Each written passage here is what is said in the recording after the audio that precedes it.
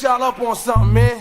What's going on, yo? When you see something ill, you know what I mean? That shit is woke. Knocking niggas over, call me bulldozer. One more drink for these, then it's over. One more drink for these, then it's over. One more drink for these, then it's over. One more drink for these, then it's over. One more drink for these, then it's over. One more drink for these, then it's over. One more drink for these, then it's over. One more drink for these, then it's over. One more drink for these, then it's over. I had this bad bitch uptown, she was woke. Had me fucked up in the head, I mean. Whoa.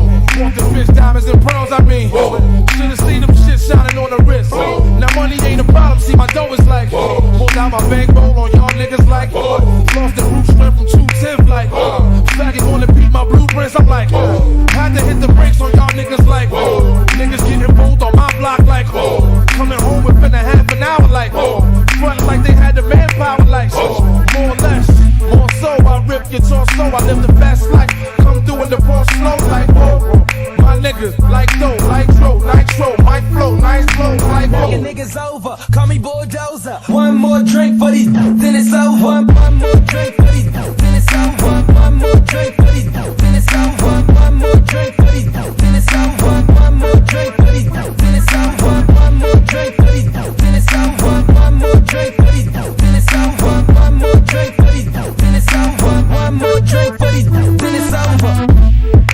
Pain with cocaine like whoa. Now I'm Doc Strange in the range like whoa. 100 miles an hour switching lanes like whoa. Plus I'm getting brain from this chick like whoa. Finger near nigga asshole like whoa. Team floor switches and bitches like whoa.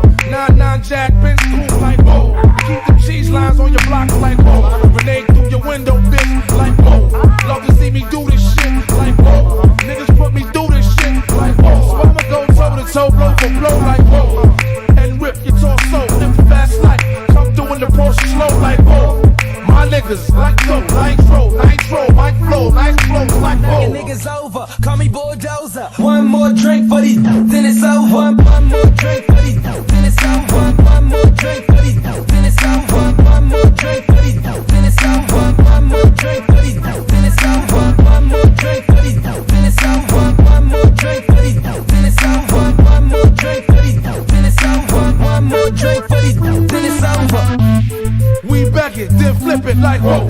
Cars we jack it, then strip it like whoa. Fully equip it, front and back like whoa. Spitting on fiends that come for crack like whoa. Asking for shorts and shit, nigga like whoa. Half on this quote, now nigga that's whoa.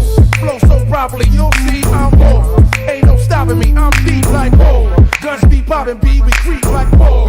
Hear my name in these streets, it's like whoa. Must I pound the concrete like whoa. Feel this bitch ass, head to feet like whoa. Your man ain't whoa, the judge ain't whoa. COs ain't whoa, POs ain't whoa. Play yourself, I get the G.I. Joe. D.I.C. K-Riders ain't whoa. Your niggas over, call me bulldozer. One more drink for these, then it's over. One more drink for these, then it's over. One more drink for these, then it's over. One more drink for these, then it's over. One more drink for these, then it's over. One more drink for these, then it's over. One more drink for these, then it's over. One more drink for these, then it's over. One more drink for these, then it's over.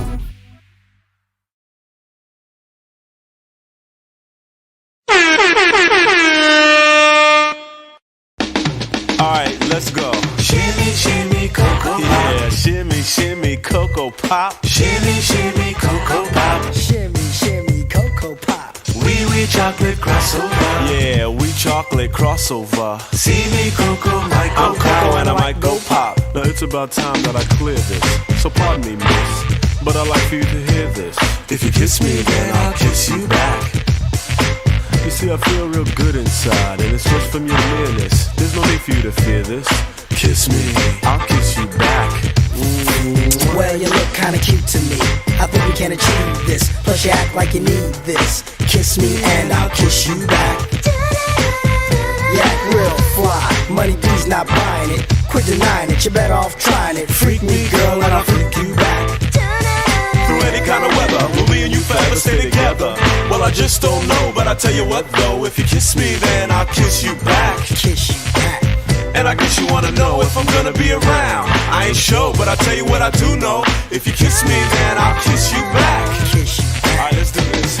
if you kiss me, then I'll kiss you back. Yeah, kiss me and then I'll kiss you back. If you kiss me, then I'll kiss you back. You with it? Cause if you with it, I'm with it. Yo. If you kiss me, then I'll kiss you back. Yeah.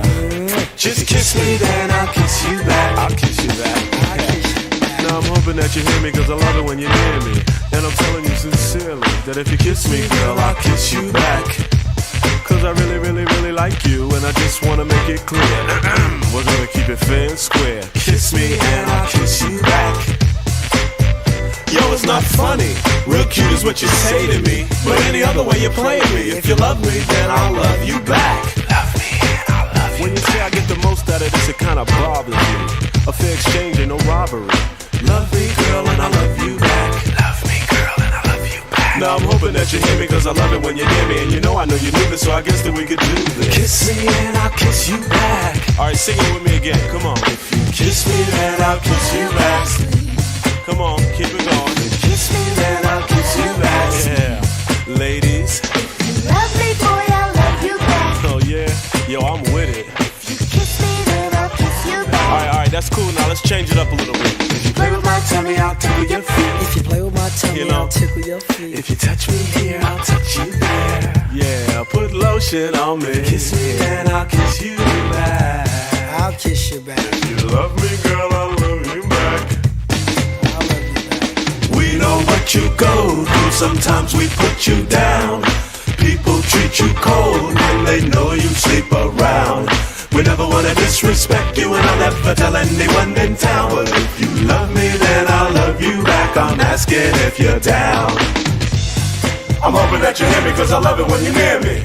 If you kiss me, then I'll kiss you back. If you kiss me, then I'll kiss you back. If you play with my feet, I'll tickle your tummy. If you love me, boy, I'll love you back. Yeah, I like when the girls do it. If you love me, boy, I'll love you back. Come on, ladies, one more time, kick it. If you love me, boy, I'll love you back. Cause if you kiss me, then I'll kiss you back. But if you hit me, then I'll hit you back. Smack me and I'll smack your back. If you scratch me here, I'll scratch you there. Oh, put lotion on me. Kiss me, then I'll kiss you back. Shimmy, shimmy, cocoa pop. Wee wee chocolate crossover. See me, cocoa might go pop. Shimmy, shimmy, cocoa pop. See me, cocoa might go pop. I'm Coco and I might go pop. See me, cocoa might go pop. See me, I'm Coco and I might go See pop. me, cocoa might go pop. Yeah, we're Coco and we might go pop. See me.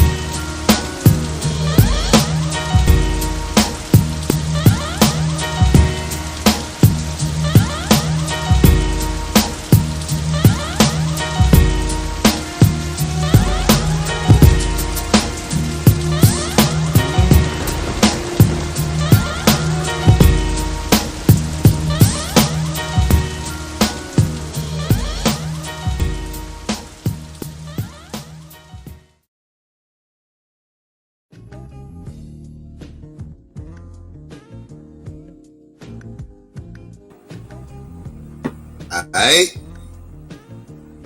Peace and Black Power, family. It's your boy Psychopath and your girl Renee. Black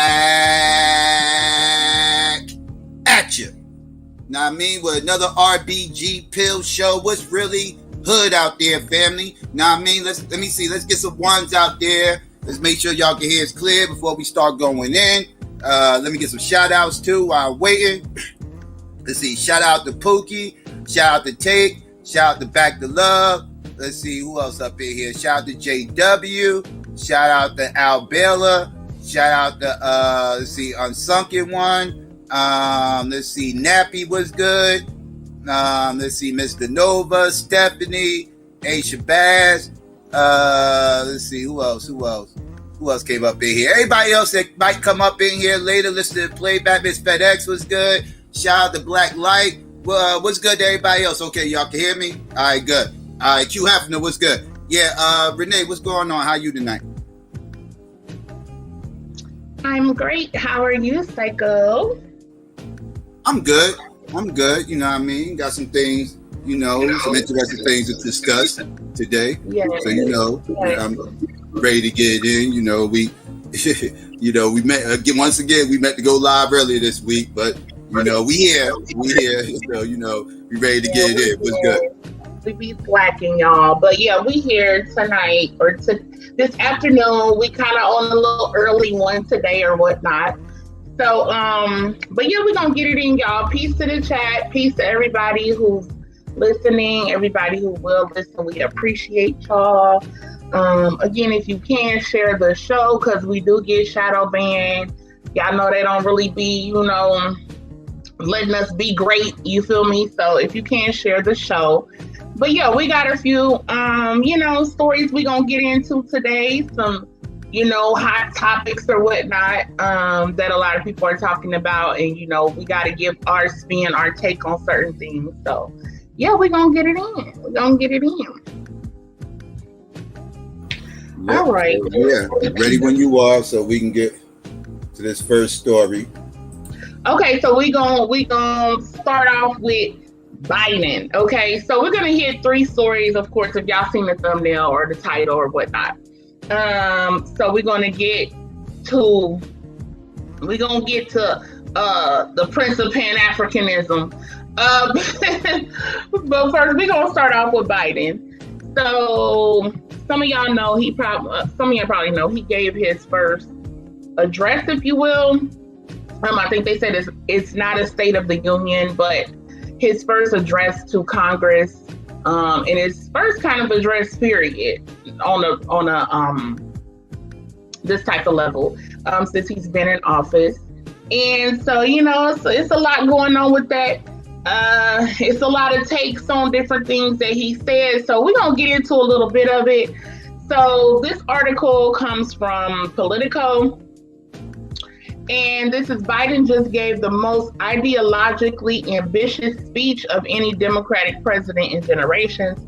I did watch the speech, not on purpose, but on accident. I was cooking and it was on, and I was like, oh, okay. And so I ended up hearing a lot of it. So yeah, I got a few comments, but all right, y'all. So President Joe Biden's address to a joint session Congress was the most ambitious, ideological statement made by any Democratic president in decades, couched in language that made it sound as if he wasn't making an ideological argument at all. Make no mistake that he was. He called for trillions in new spending in a robust expansion of government's role in multiple arenas of American life in ways that would have been impossible to contemplate in Barack Obama's presidency. He plunged into subjects, racial and class inequities, immigration, gun violence, that were rubbed raw until bleeding in Donald Trump.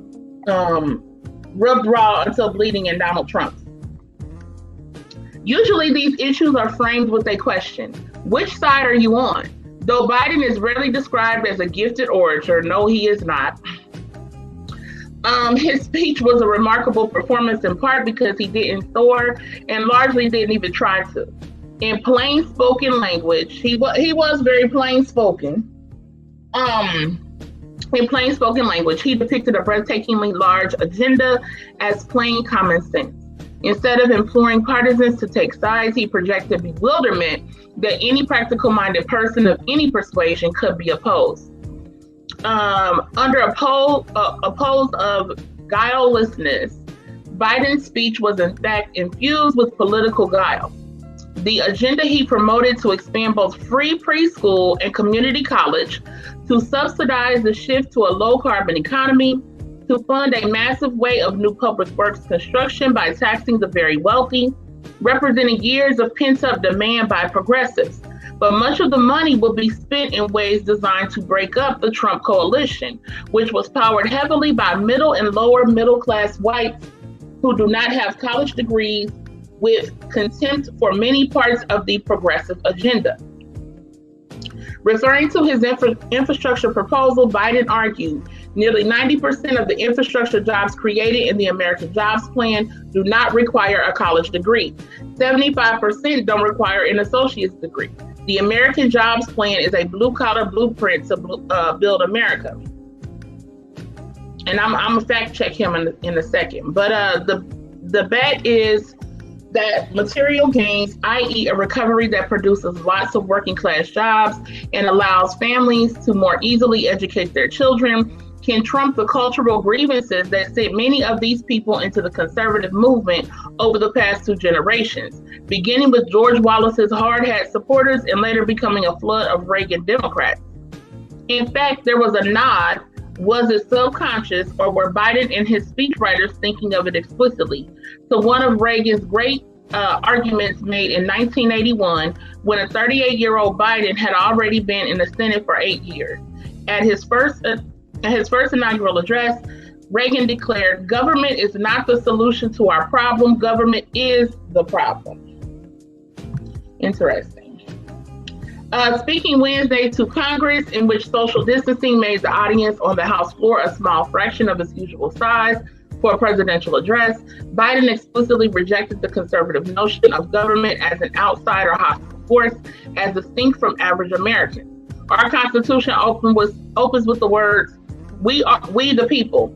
It's time we remember that we the people are the government, Biden implored. You and I, not some force in a distant capital, not some powerful force we have no control over. It's us, it's we the people.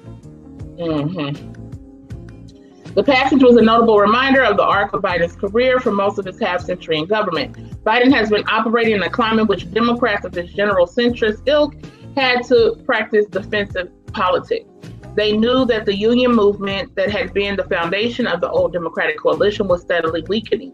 They knew that decades-long erosion of respect in government and non-government institutions had helped fuel a contempt-driven conservative movement. To support Democrats, many people needed constant reassurance that candidates were brazenly or irresponsibly liberal. All right. So I want to jump down to a couple of things in here. Actually, this is almost over. Let me read this part. Okay.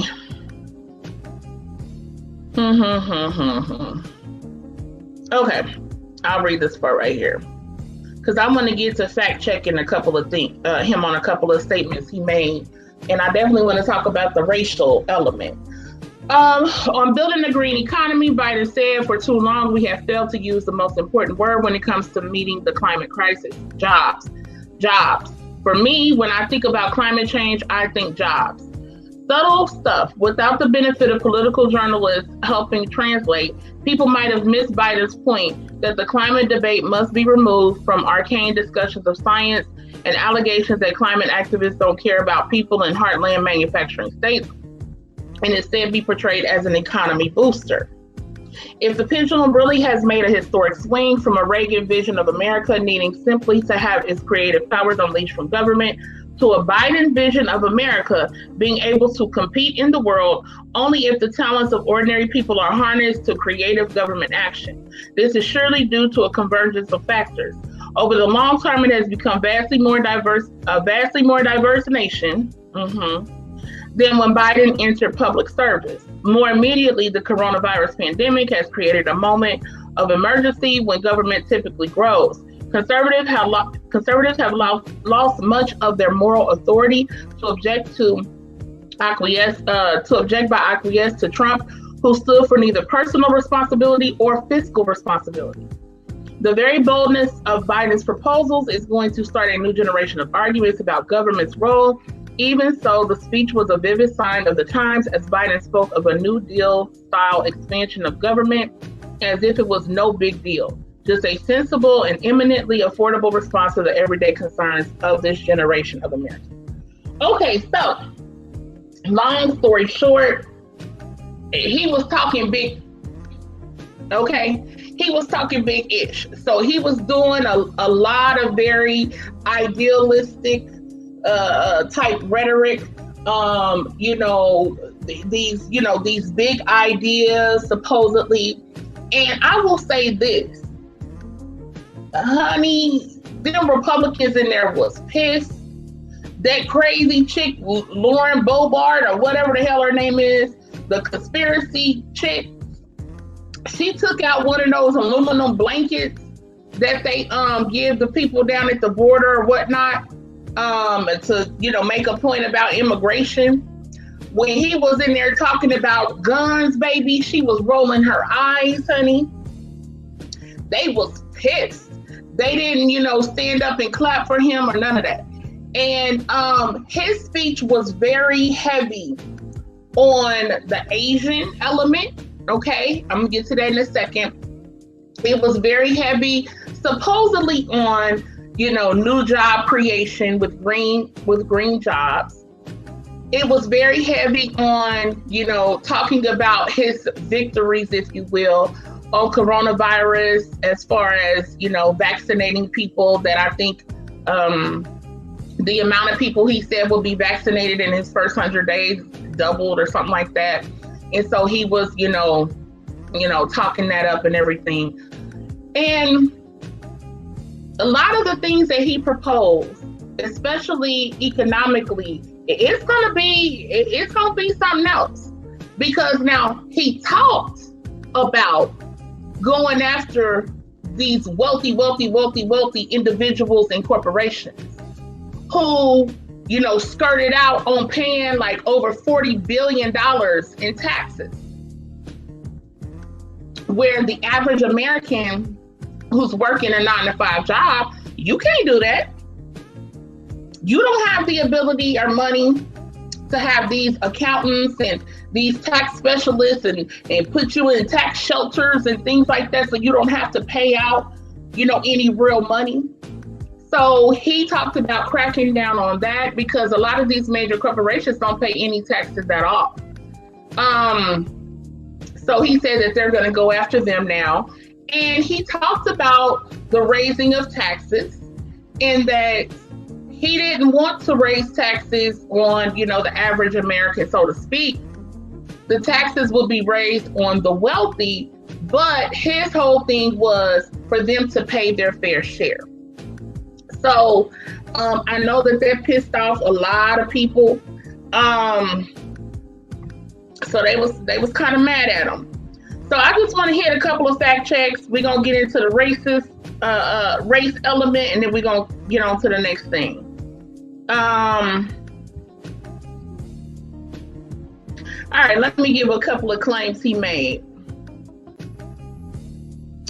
When I was vice president, the president asked me to focus on providing help needed to address the root causes of migration. And it helped keep people in their own countries instead of being forced to leave. The plan was working, but the last administration decided it was not worth it.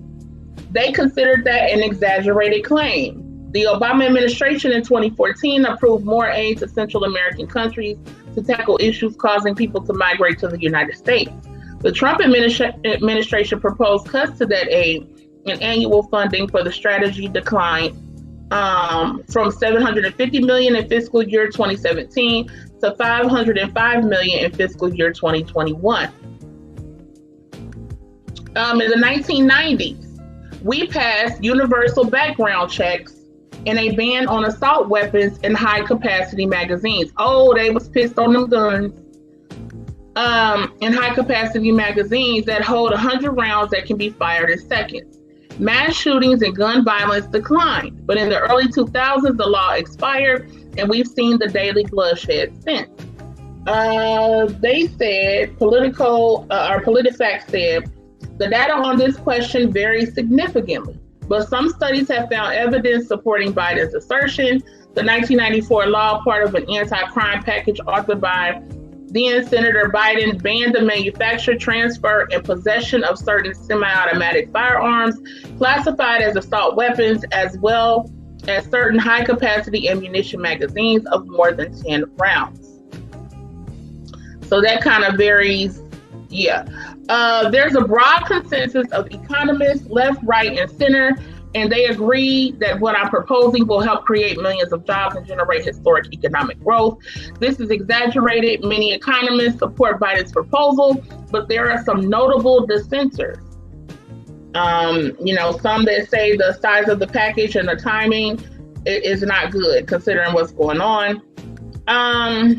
The recession caused by the coronavirus pandemic was the worst economic crisis since the Great Depression.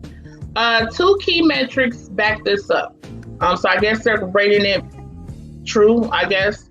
The biggest economic hit since the Great Depression in the 1930s was generally considered to be the Great Recession between 2007 and 2009. But the recession caused by the pandemic packed a bigger punch. The peak unemployment rate in the Great Recession was 10% in October 2009, but that pales compared with the peak unemployment rate during the pandemic of 14.8% in April of 2020. Okay, I'll do this one here. Actually, I'm gonna do two more because I want to talk about the minimum wage. All right. Nearly 90% of the infrastructure jobs created in the American Jobs Plan do not require a college degree. 75% don't require an associate's degree. The White House based this claim on an analysis by the Georgetown University Center on Education and the Workforce. The analysis, which looked at $1.5 trillion of spending within Biden's infrastructure proposal, comes with caveats. First, different people count different things as infrastructure, and calling $1.5 trillion of the proposal infrastructure is one of the more generous definitions. Still, we found at least $683 billion of that proposal clearly qualifies under a traditional definition of infrastructure. Second, no bill has been written yet. A final version could include significant changes. That said, the analysis found that 16% of the jobs would require less than a high school degree, another 37% will require a high school degree, and 14% will require some college but no degree.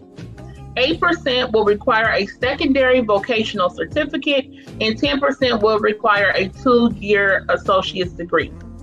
Altogether, that's 85% of the jobs that don't require a bachelor's degree, which is close to 90% that Biden cited. It's still off. And 75% of the jobs would not require an associate's degree or higher, which is what Biden said. So, and again, this is a jobs package that they're trying to put together and basically saying, that most of these jobs won't even require people to have college degrees. So yeah, which, people might want to think about, in terms of like their children and what the future is going to be with green jobs. Okay, let me do this last one so we can move on. All right, the minimum wage. He said, let's raise the minimum wage to $15. No one working 40 hours a week should live below the poverty line. I totally agree with that. This lacks context. That's how PolitiFact rated it. Whether a person earning below $15 an hour is living in poverty depends on various factors, including the size of their household. But in general, for the Black community, that's true. Okay. All right. I'll just say this first. Since 2009, the federal minimum wage has been $7.25 an hour. Though 29 states and Washington, D.C. have higher minimum wages, as do some cities and counties. But in general, they're not $15. So we'll see if that happens. So yeah, I just want to fact check a few things. I implore y'all, if you are interested, please fact check these people when Biden or whoever gets up there and they give these speeches, just as we used to do with I used to do with Donald Trump. Go back and fact check and see if you can find out what they're saying is true or false. Now, I just want to address the racial element to what he talked about last night. He made a major emphasis on this Asian thing going on, supposedly. And, everybody was cheering that on. They made sure to show, black people that were in the Congress and black politicians standing up, clapping for that. They just passed a bill overwhelmingly that everybody voted for. This coronavirus bill or whatnot that's going to protect Asians from hate crimes, supposedly. He talked about racial equity, if you will, but he took a very long time to even address anything like with the George Floyd situation. Much of his focus was on the Asian community. Again, we always get lumped in with this whole minority thing. He talked about rooting out systemic racism, which was a bunch of BS. At the end of the day, black people get left out to dry as per usual. He talked about, immigration or whatnot. And of course, he wants to help all of those people. Of course, he wants to help all of the Mexicans and other Latinos or whatnot that are coming here. And at the end of the day, it's a detriment to black people that he won't even really speak directly to what's going on with us when it's black people. We all know who put him in office. So, real quick, you had the GOP roll out they black boy, Senator Tim Scott. So they rolled him out to do the GOP response to Biden's speech, right? So they had to push him to, by the way, he's the only one. So they was like, Negro, get up there. And, this is it just typifies what we talk about all the time in terms of they use a black person, like we talk about Candace Owens and these other people, to say the things that they want to say, but can't say per se without being called racist. So of course they get the black man to do it. So they made him stand up there and say, America is not a racist country. All right, I'm gonna read some of this. This comes from Yahoo News. In his Republican response to President Biden's address to Congress on Wednesday night, Senator Tim Scott, the only black Republican in the Senate, spoke personally about the racism he has encountered from all directions, y'all. I have experienced the pain of discrimination. Oh, by the way, America's not a racist country. Anyway, I have experienced the pain of discrimination, he said. I know what it feels like to be pulled over for no reason, but America's not a racist country. To be followed around a store while I'm shopping. Scott said he has, quote, also experienced a different kind of intolerance from liberals. I get called Uncle Tom and the N-word by progressives, he said, throwing in some criticism of the Washington Post fact check, contextualizing his, quote, to Congress family origin story. Believe me, I know our healing is not finished.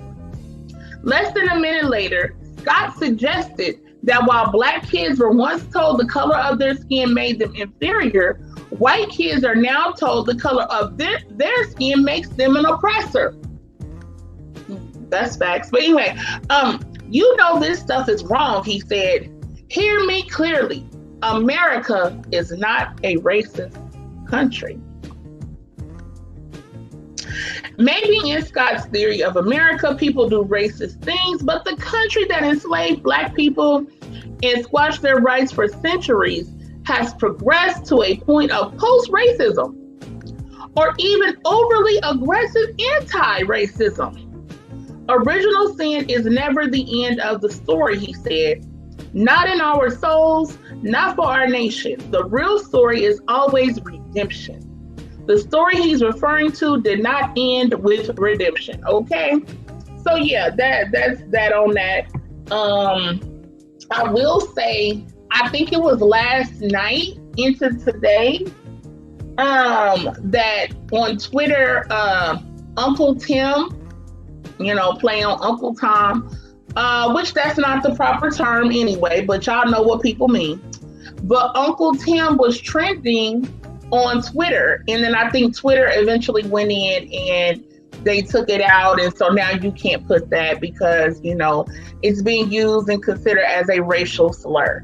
Because this fool gonna get up here and talk about how he done been pulled over, talk about how he done been followed, and then say America's not a racist country.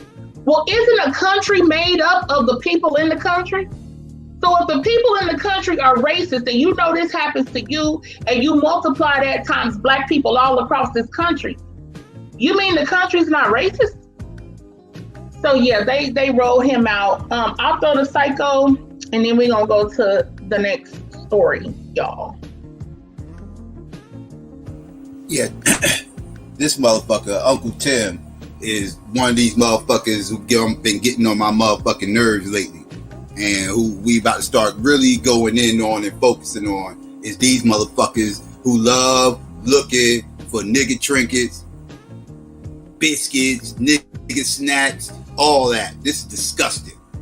This is disgusting to say that this country is not a racist fucking country. Are you fucking shitting me? Are you shitting me? Not racist how? Not racist how? Uncle Tim, explain. Break that shit down. You double talking motherfuckers, break it down. 1 minute you saying you know what it's like to this, that, and the third, everything else, and the next thing out your fucking mouth is this country ain't fucking racist. How? How? Explain.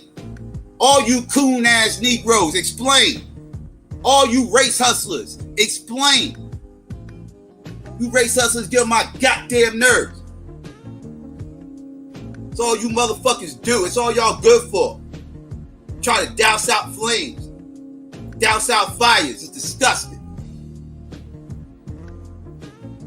Get up on here and try to pander to your motherfucking base. Go fuck yourselves.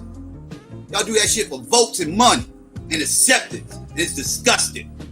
It's very disgusting. It's very blatant and very obvious. Nobody respects you coons. Nobody respects you coons. You motherfuckers are more concerned with being liked than being respected. That's you motherfuckers' problem. You coon ass Negroes, y'all running around here breaking y'all necks, trying to be liked by somebody, trying to be accepted by somebody, instead of trying to be respected by everybody. And nobody respects a fucking coon. Nobody. Not even your motherfucking masters. None of you motherfuckers. All you race hustlers, none of you motherfuckers are respected by the dominant society. None of you motherfucking race hustlers, some of bitches. Get on my goddamn nerves. Every day I'm hustling, hustling, hustling, hustling, hustling, hustling, hustling, hustling, hustling, hustling, hustling. Every day I'm hustling, every day I'm hustling, every day I'm hustling, every day I'm hustling, every day I'm hustling, every day I'm hustling, every day I'm hustling, every day I'm hustling, every day I'm hustling, every day I'm hustling, every day I'm hustling, every day I'm hustling, every day I'm hustling, every day I'm hustling, every day I'm hustling. Fuck you think you're fucking with? I'm the fucking boss. 745, white on white, that's fucking Ross. I cut him wide, I cut him. Alright, family. Renee fucked it up. Alright, anyways. Alright. But at the end of the day, these motherfuckers get on my motherfucking nerves. We on a long delay, Renee, man. I don't know if you pay attention, but yeah. But these motherfuckers get on my motherfucking nerves. Every fucking time I turn around, these motherfuckers be hustling their asses off. These motherfucking nigga snack eating motherfuckers. I can't stand none of them. None of them. This motherfucker ain't no different. Right? Let's get that shit clear. Disgusting, man. Anyways, I'm gonna go ahead and pass Renee because I think she want to get back up in here. Go ahead, Renee. No, I didn't know if you was done. It's a long, I don't know when you playing something. Like when you just play something, I didn't know. So, but yeah, I wasn't trying to cut you off. Good, I'm done. Good. All right. Okay, y'all. So we're going to move on to the next story.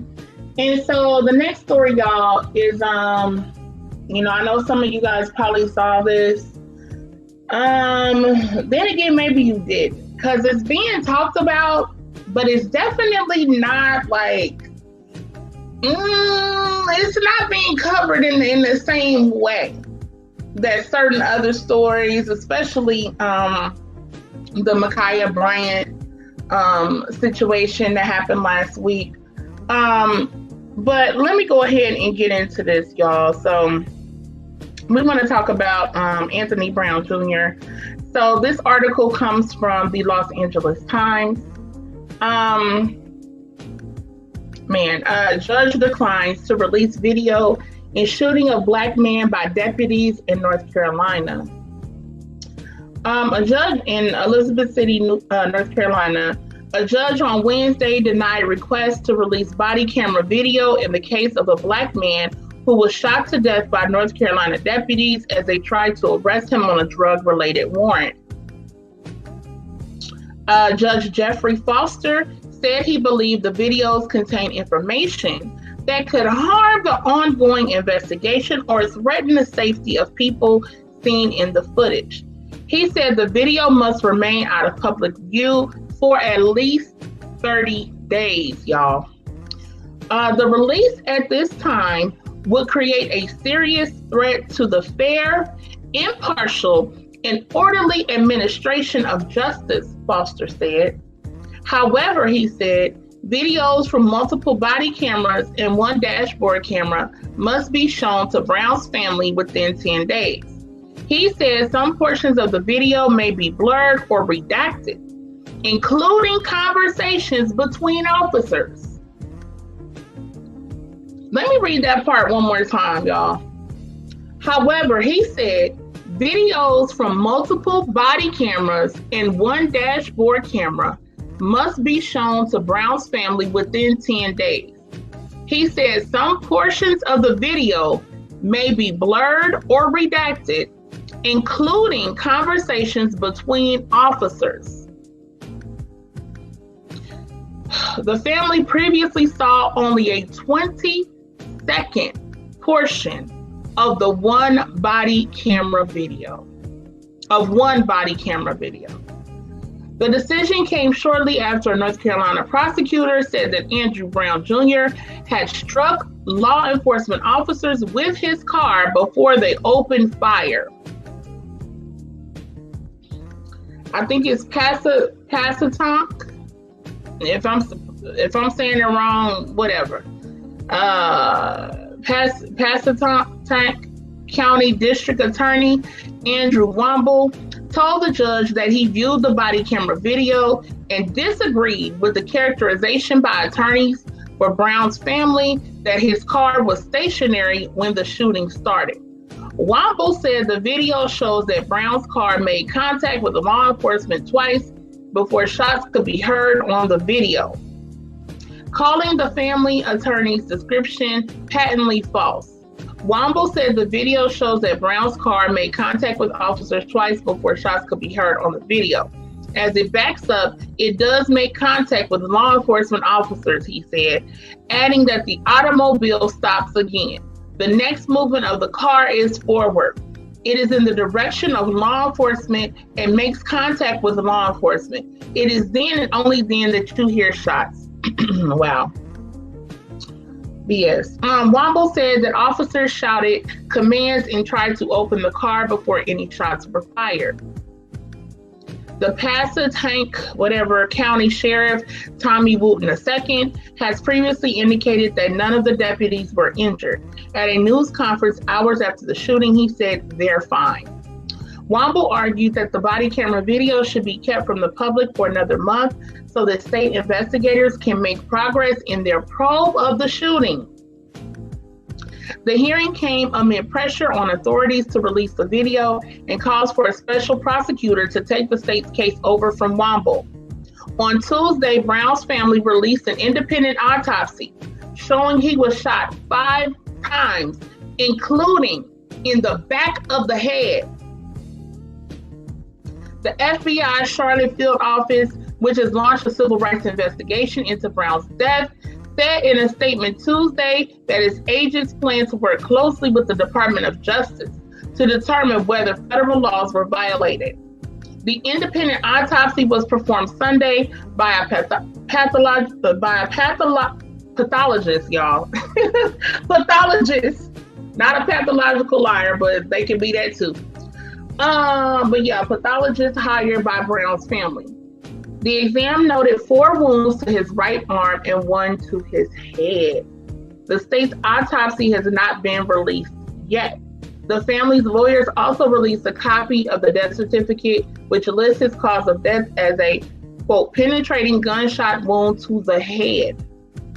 The certificate, signed by a paramedic services instructor who serves as a local medical examiner, describes the death as a homicide.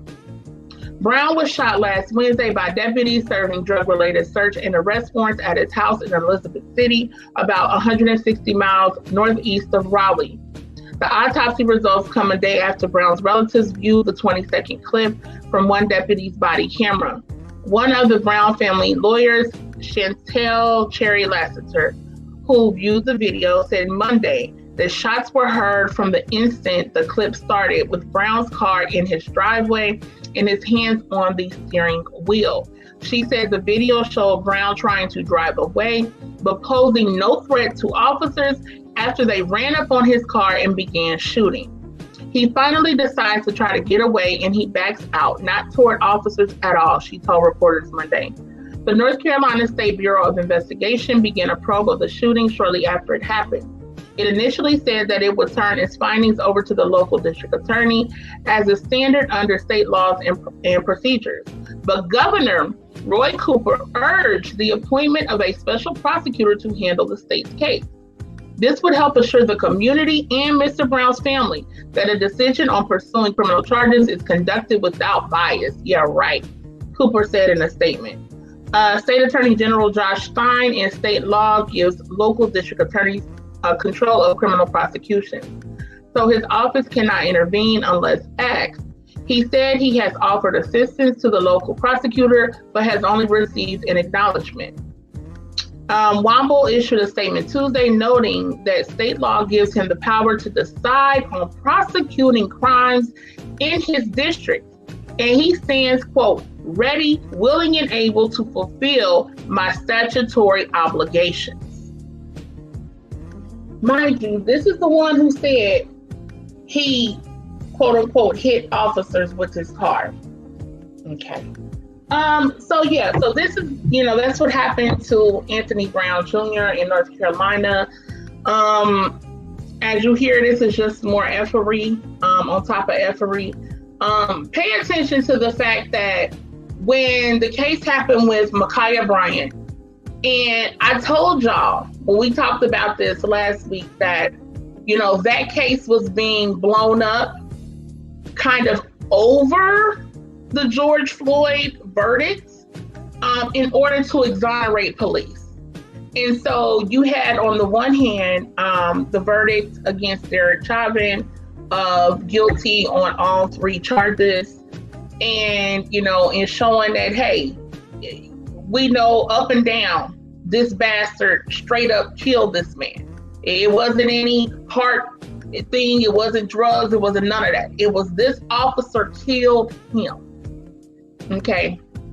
So to kind of, cover for that and kind of, push that to the side, the Ma'Khia Bryant case ended up happening on the same day that the verdict came out. So that kind of ended up being a convenient case. And, rest in Black power to that young lady. But they used her as kind of a convenient case to say, see, these people are animals. Look at their children. Like, she has a knife, and police are put in these tough situations, these life or death situations, and the officer is really the hero and all of that kind of stuff. And it was basically pushed out there to exonerate police. And notice how in that case, the very same day it happened, the police released the video footage of the situation. Now, that's damn near unheard of for them to come out with the video just like that. And the reason they did that is they felt justified in what happened in that situation. That this officer was justified to put 4 bullets in a 16-year-old girl because she had a steak knife, okay? So in that case, it's like, see, here, we put it out to the public. We're being transparent, right? We're being transparent. We want to show you guys. But then you turn around and you have this situation in North Carolina that happened to this brother. They out here serving him warrants on some drugs. And you know, this is one of the problems with the war on drugs. It's a war on Black men, especially. Why are you serving these type of warrants willing to use this type of force within that? I can see if he had a weapon, he pulled a weapon on them. He was trying to get away. So if we're gonna just use this bar of anytime a person is trying to get away from the police, it's justified to kill them, that's a problem. Because who's gonna run toward the police? Even when people are getting pulled over for, quote unquote, routine traffic stop or whatever, it's like, damn, people want to skirt out of there because don't nobody want to have to deal with that BS.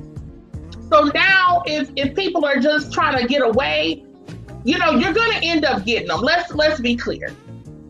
You're going to end up finding them. You're going to end up arresting him. But this man was trying to pull his car out and drive away to get away.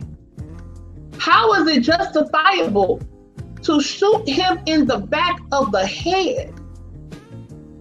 And then it's all of this issue with the video. Now, here's the thing. Now, if the prosecutor is talking all this stuff, oh, well, he hit the... So I'm telling you, when that video come out, what amounts to, quote, hitting the police officer with his car, is going to be a police officer standing kind of close to where he kind of backed up to pull out. Not him backing up and just ramming into police and driving over them. So the prosecutor says all of this, right?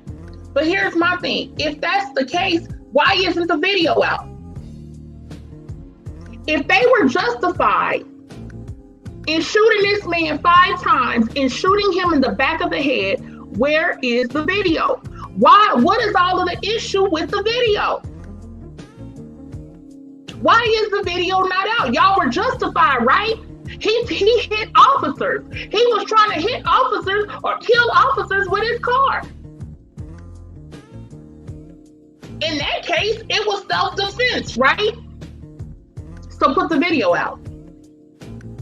But instead, it's all of these hurdles and these hoops. And then the judge sits there and says, not only about, 30 days, waiting 30 days, at least 30 days for the video to be put out, but the family, they have 10 days to show the family. So that means you got 10 days to redact, blur out faces, cut up the video, chop up the video, edit the video. You got 10 days to prepare to show the family what you want to show the family. Because he said it was okay for them to blur out faces and redact certain things in the video. The judge authorized that. So they got 10 days to prepare that video for the family, and they got another 30 days before supposedly the public will be able to see the video or parts of the video. And it was multiple body cameras. So you got multiple officers, okay, at multiple angles, and you have dash cam footage. So, listen, That's why people's talking all this stuff with the George Floyd thing, the verdict, and people out there crying and hugging white women and hugging white people and all of this stuff. And this is a change, and this don't symbolize no damn change. What are y'all talking about? You see how easily this case happens, and they just straight up tell you, we ain't putting out the video. And we can edit it and we can do what we want to with the video when we do decide to put it out. Yeah, he got shot in the back of the head. Okay. Yeah, the autopsy said he died from homicide by a bullet wound to the back of the head. Yeah, okay. And so what? So he hit an officer. Oh, was any officers harmed? Was they hit? No. But I thought he hit officer. I thought he was. But what? Wait, what? So these are the types of games that they play, and they have so many different laws that they have instituted so that it covers them, if you will, for these type of situations. And then it's always going to be some arbitrary bull that they come up with, and then it's some kind of law, it's some kind of something where they say, well, yeah, that's legal for them not to put the video. It's legal for them to do so and so. And then we have to just sit here and deal with it. And this man was a father. This man was a son. This man was loved. This man had family. He didn't deserve to be shot in the back of the head. I don't give a damn if he was selling drugs. That justifies him being shot in the back of the head. Well, then why aren't you taking these pharmaceutical people out that own these companies? Are you doing that to them? You serving warrants on them? Like, this is the hypocrisy and just craziness of this country. And then they claim, that on the one hand, and I always talked about this, how, with our community, when the crack epidemic hit intentionally, manufactured by these folks, by this government on its own citizens, okay, that, people, they didn't have a problem with putting Black people addicted to crack under the prison, Black people selling crack under the prison. They didn't have a problem with doing none of that. And this classification of the, crackheads and the very negative rhetoric that was used, and is still used. But on their people,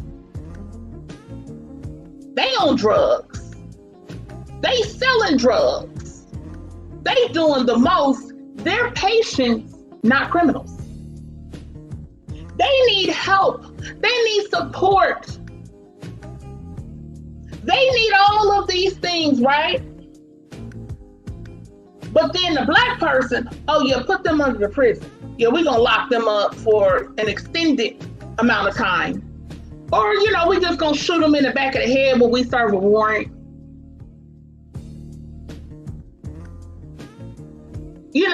Somebody go up in a damn grocery store, and I ain't gonna never stop talking about this kind of stuff.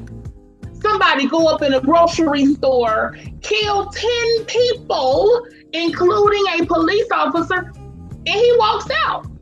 Was he a little bit wounded and bleed? Yeah, but he walked out.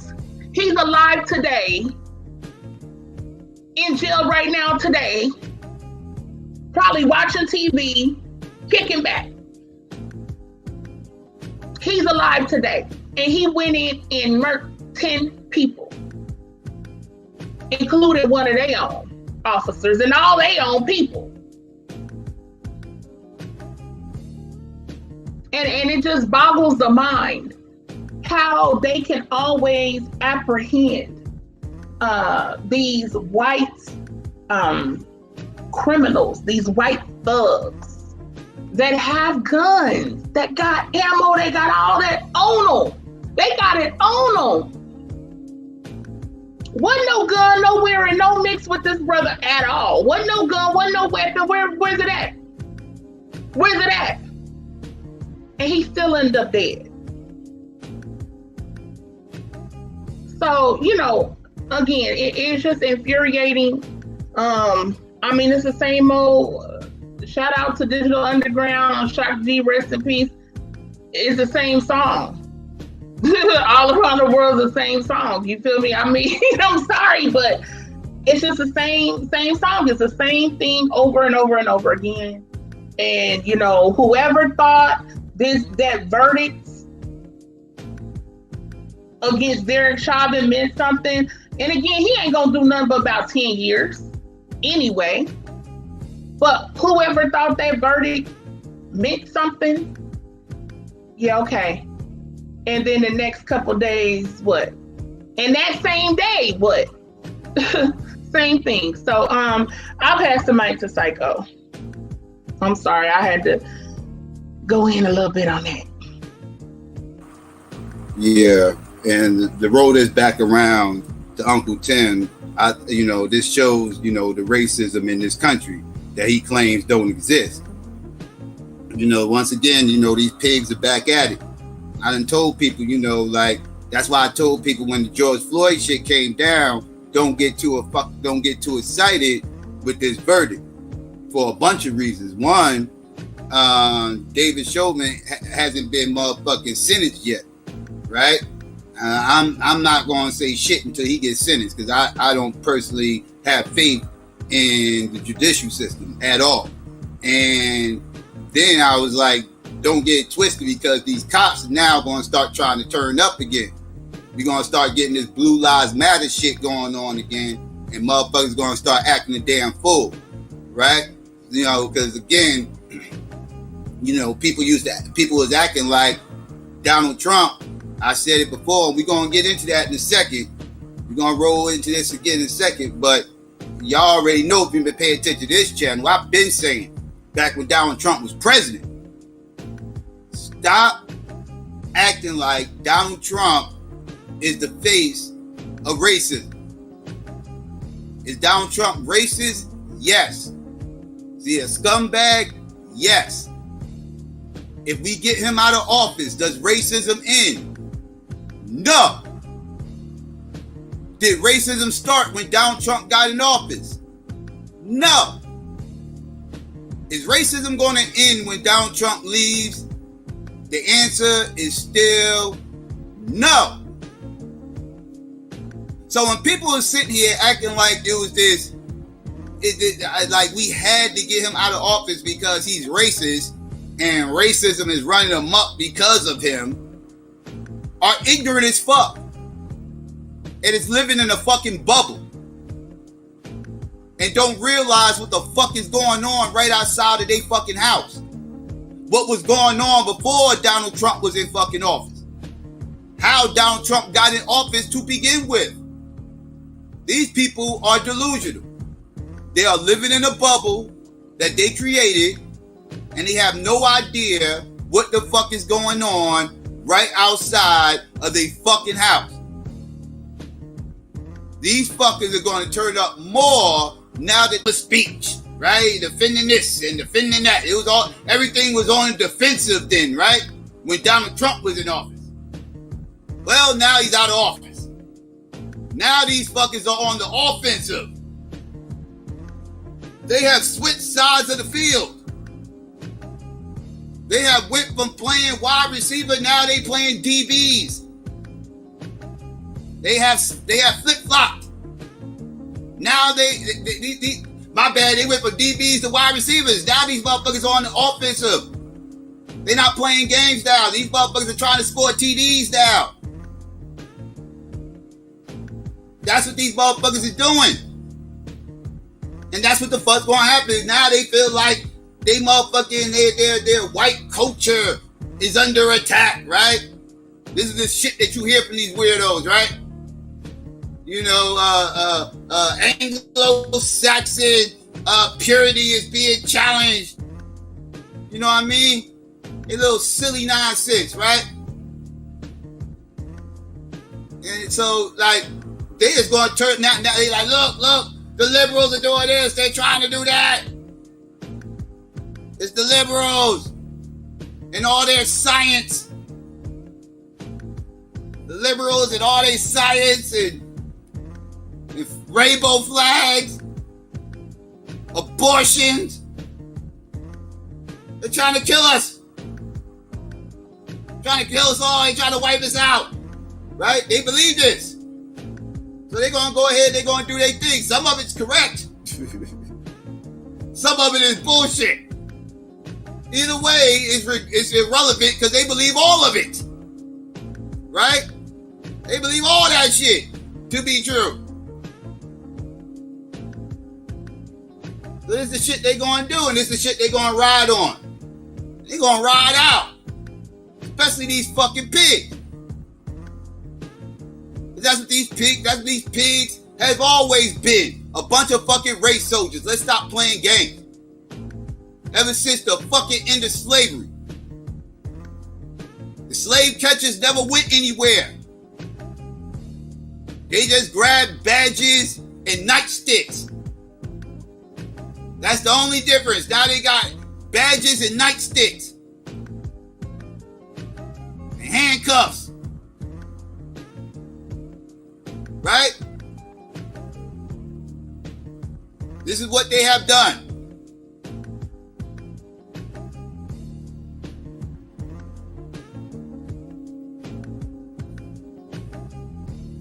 Right? That's what it is, man. Fuck these motherfuckers, man. I can't stand the motherfucking pig. I can't stand these motherfuckers. And all these motherfucking some of bitches out here that be caping for them. Y'all make me sick to my stomach too. All you motherfuckers. Every last one of you. Y'all all full of shit. Y'all all full of shit. Y'all know these pigs is full of it. Self-loathing, self-hating motherfuckers.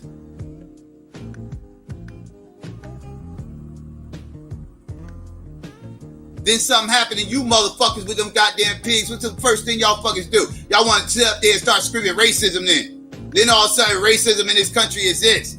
Then all of a sudden you want to hashtag Black Lives Matter. Go fuck yourself. Go fuck yourself.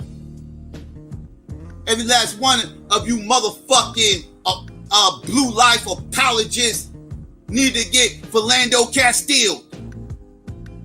All you motherfuckers. Treasonous, some of them are bitches.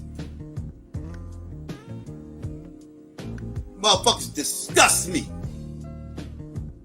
You no self-respect having ass motherfuckers. Caping for this bullshit. Can't believe this crap. Man, fuck these motherfuckers. It's always been fuck these motherfuckers. Fuck the police. Fuck the police.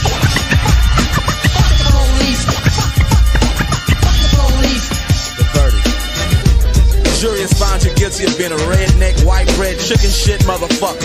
Wait, that's a lie! That's a goddamn lie! Get him out of here. I want justice! Get him the fuck out my face. Out right now. Fuck you, you black motherfucker!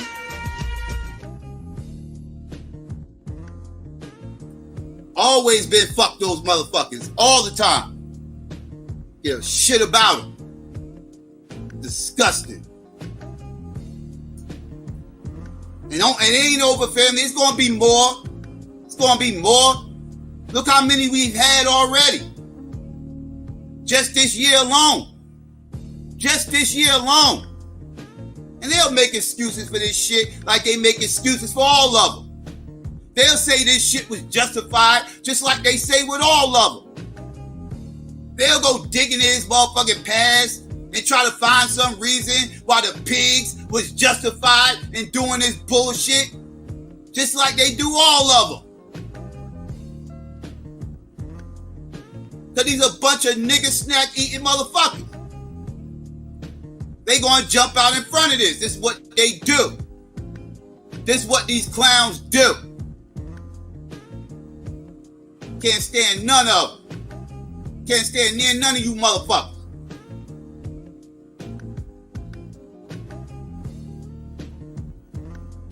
I'm an atheist. I still hope karma is real. And if karma is real, I hope she smacks the shit out of one of you motherfuckers. I hope she bitch slaps the shit out of one of you motherfuckers if karma is real. I hope she fucks y'all up.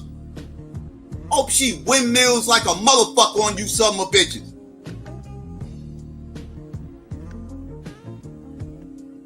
All you motherfuckers. Every single one of you motherfuckers. I wouldn't shed near a tear. None. Zero. Zilch. No remorse for me. From none of you motherfuckers. I'll do the same thing you motherfuckers do when other people die. When George Floyd died. When Umar Arbery died. When Breonna Taylor died. When Trayvon Martin died. I'm gonna do the same shit you motherfuckers did. I'm gonna laugh, mock, scoff, ridicule, and minimize what those pigs did to you motherfuckers. And I'm gonna say they justified for doing it.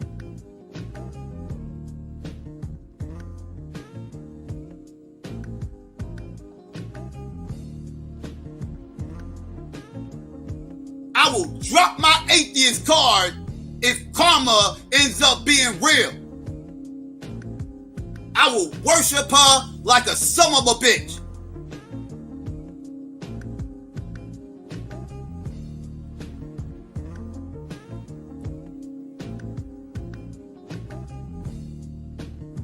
I'll go ahead and pass the mic to Renee. Now you on point, and I love your pigs thing. But yeah, you 100% on point. And like you mentioned about Uncle Tim or whatnot, he's from South Carolina. He's senator of South Carolina. So while he running around talking about this is not a racist country, you had this whole situation happen in North Carolina. North Carolina historically is one of the racist racist states in the Union. You can argue It is the most racist state in the fucking Union. I would make that argument and probably win.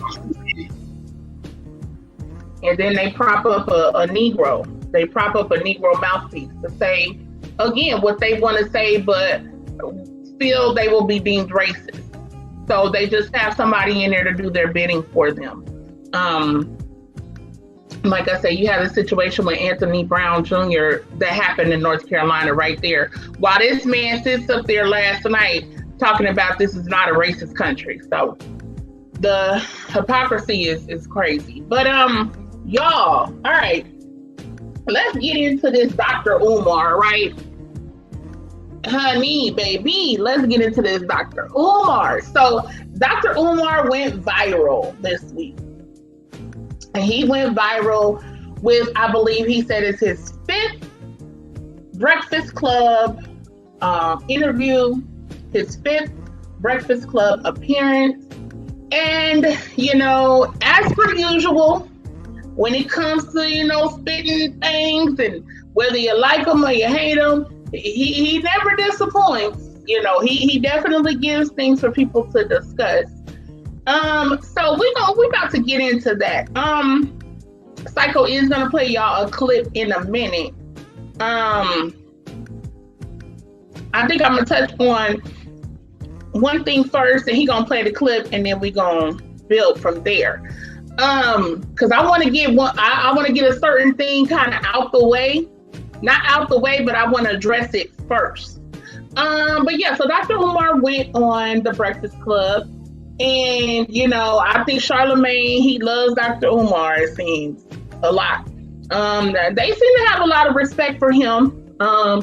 You know, Dr. Umar done had more scandals in a little bit.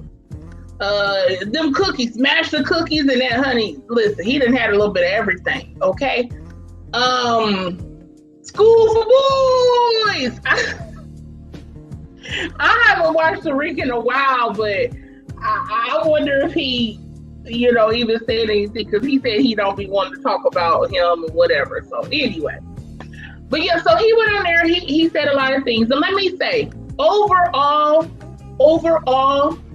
I agree with 90+% of the things he said. We're gonna get into some of the things, and if y'all seen the interview, a lot of y'all know probably what I disagree with him on, and probably what Psycho disagreed with him on.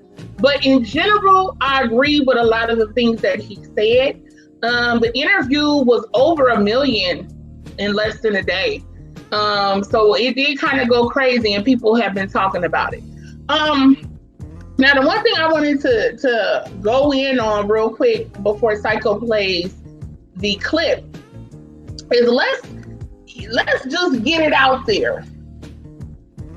Where the school at? Where the school? Because, that's the first thing people say.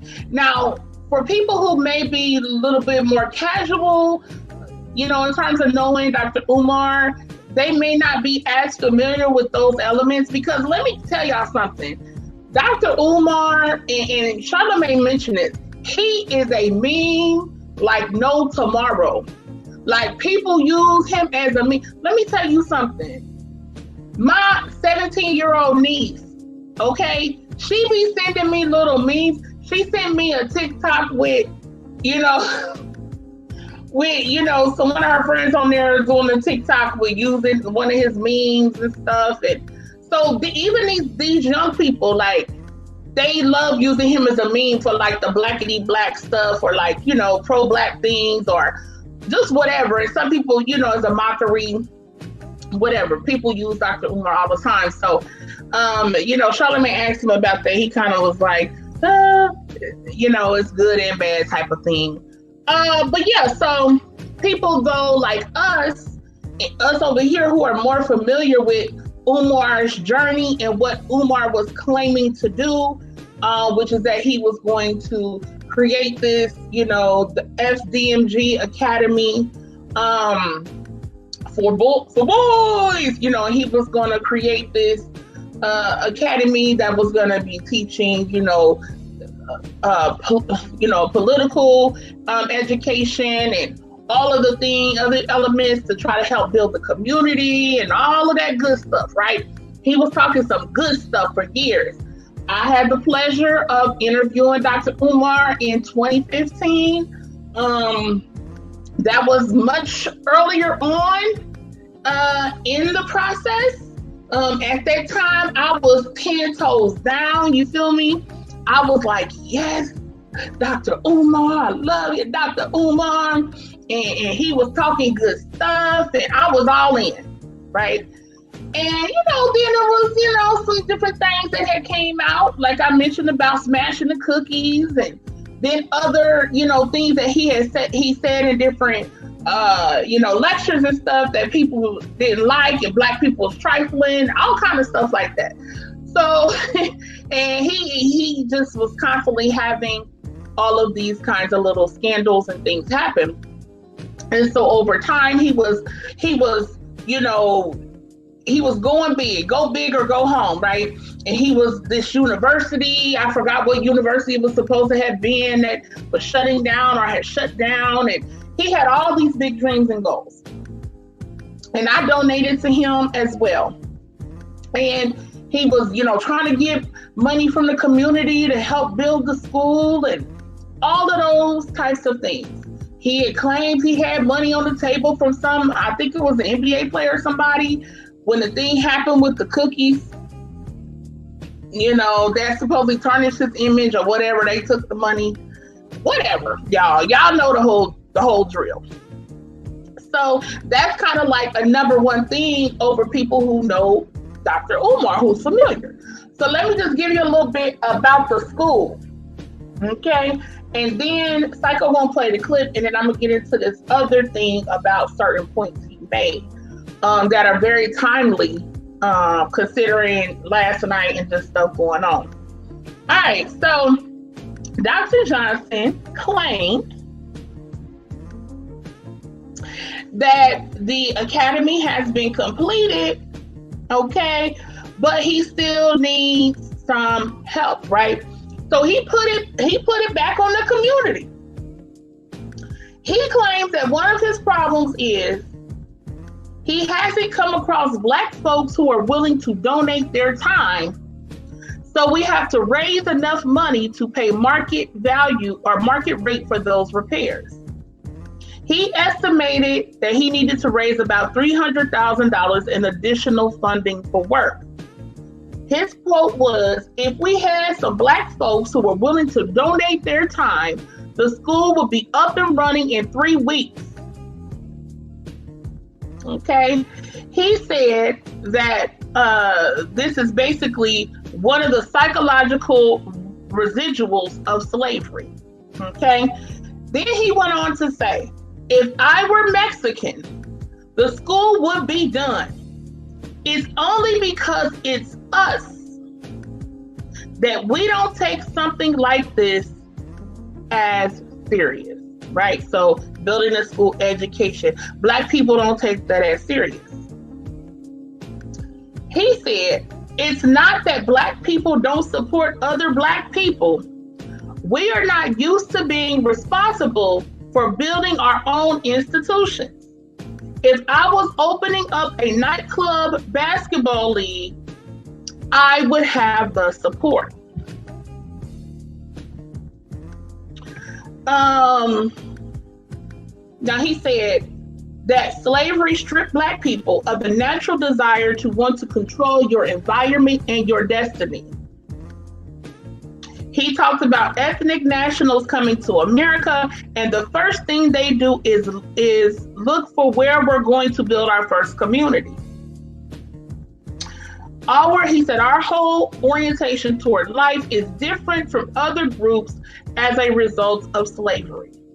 Now, here's my thing.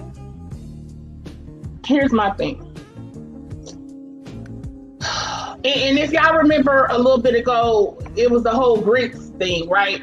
Black people spend however much money on grits, right?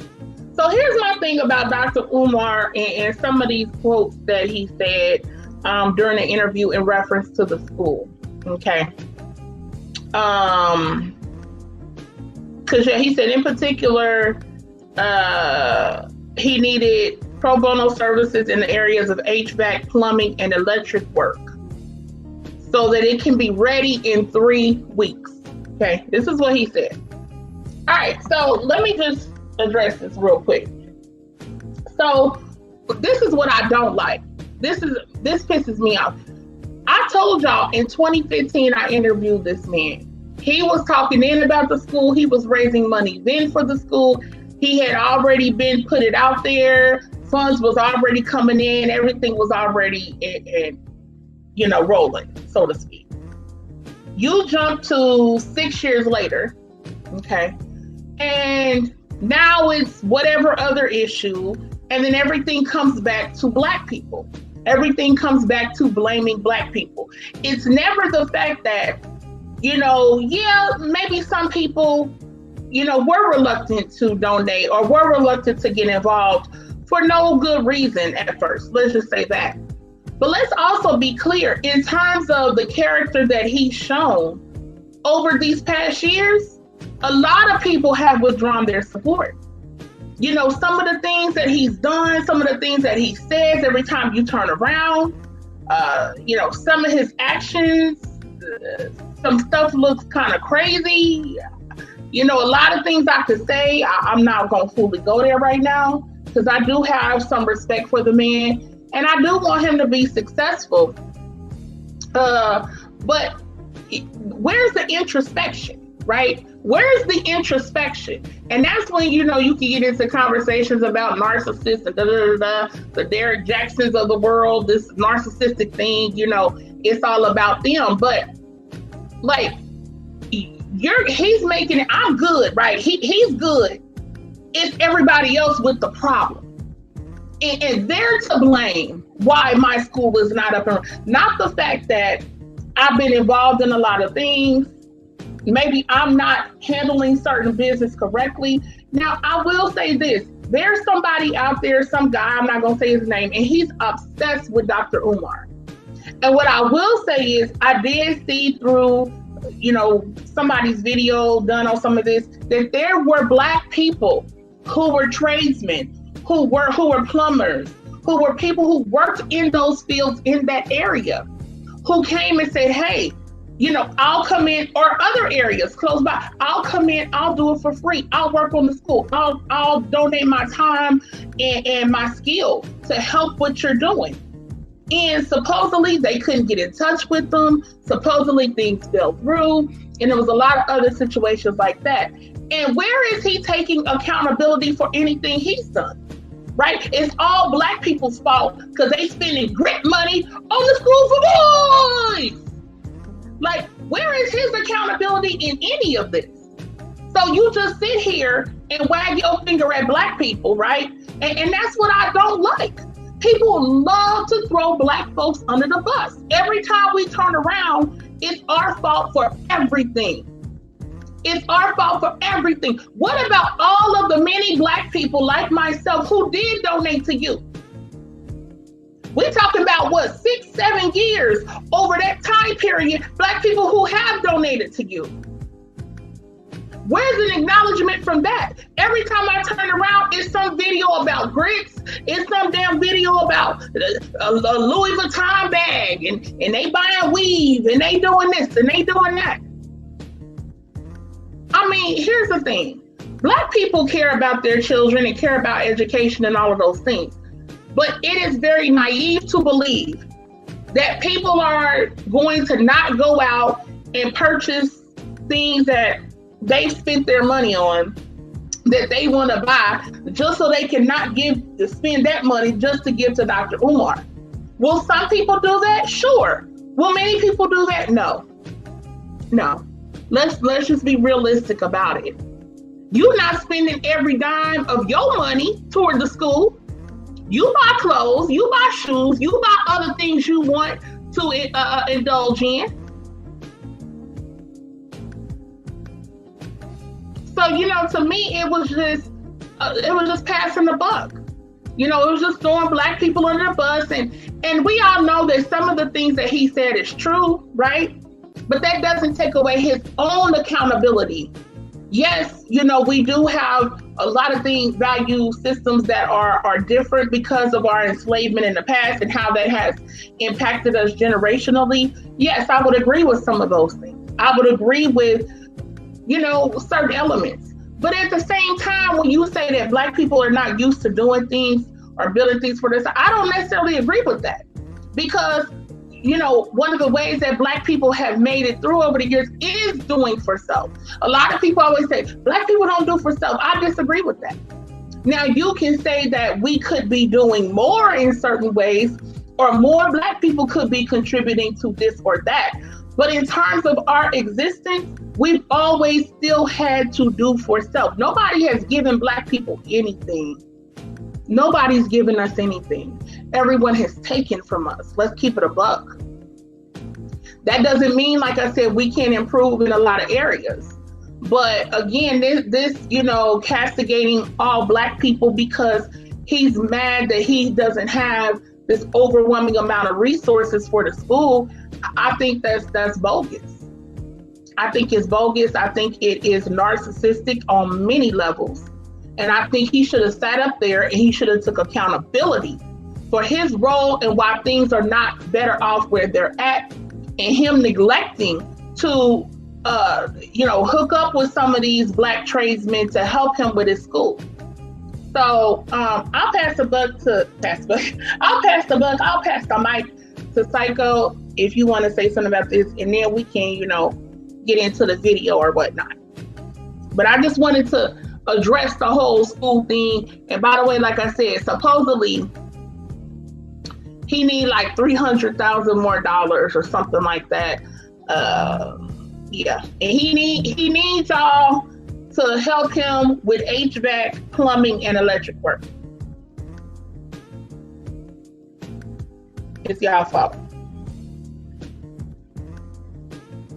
Psycho, you want to say anything on that? Nah, I ain't got too much to say about this school situation because not that we haven't already said. I kind of just want to focus on the actual interview. Where like I don't want to turn this into a Umar school situation. Anything else? It's a billion streams and videos being talked about his fucking school situation. Y'all can go there and find out everything y'all need to know. We done talked about that shit ad nauseum. I'm sure it'll get brought up again in the future. I don't want to waste time talking. I want to focus on the actual interview and what was actually said myself. So let's get into this the actual interview and what was actually said, right? Because I know a lot of people feel some type of way about Umar, whether you love him or you hate him. You feel some type of way about this motherfucker. And listen, I right now, remove all that, and we're going to address the actual talking points. All right? That's what we're about to do. All right? We're about to address these talking points. And honestly, if you're familiar with this channel, I got to say this again. If you're familiar with this channel, a lot of the shit you hear him say shouldn't sound foreign to you. Right? But we're going to get into it. Let's bring this back around full circle. And let's hear what Umar has to say on the Breakfast Club about Joe Biden and his first 100 days in office. All right? So let's get into that real quick. And then we'll address what he thinks about Joe Biden's first 100 days in office. Let's see what he has to say. Let's go. I want to go to President Biden. President Biden, your first day of office, you signed an executive order to protect the life and safety of transgenders. I have no problem with that. But you did it on your first day. But he sat up here with you, Charlemagne, and told black people that if you don't vote for me, you ain't black. So if you went out of your way begging black people to vote for you, why haven't we got an executive order or any other activity coming out of the Oval Office from President Biden to protect black people from police? I agree. Look what he's doing with the anti-Asian hate. President Joe Biden signed an executive order that is exclusive to Asian Americans and Pacific Islanders. I don't have a problem with that. But if you can protect the Asian American and Pacific Islander from violence, why can't you do the same thing for black people? They've been dealing with violence for 1 year as a result of COVID. That's what it's called, the COVID-19 Hate Crimes Bill, to protect Asians as a result of discriminatory treatment that they've been dealing with for how long? 1 year.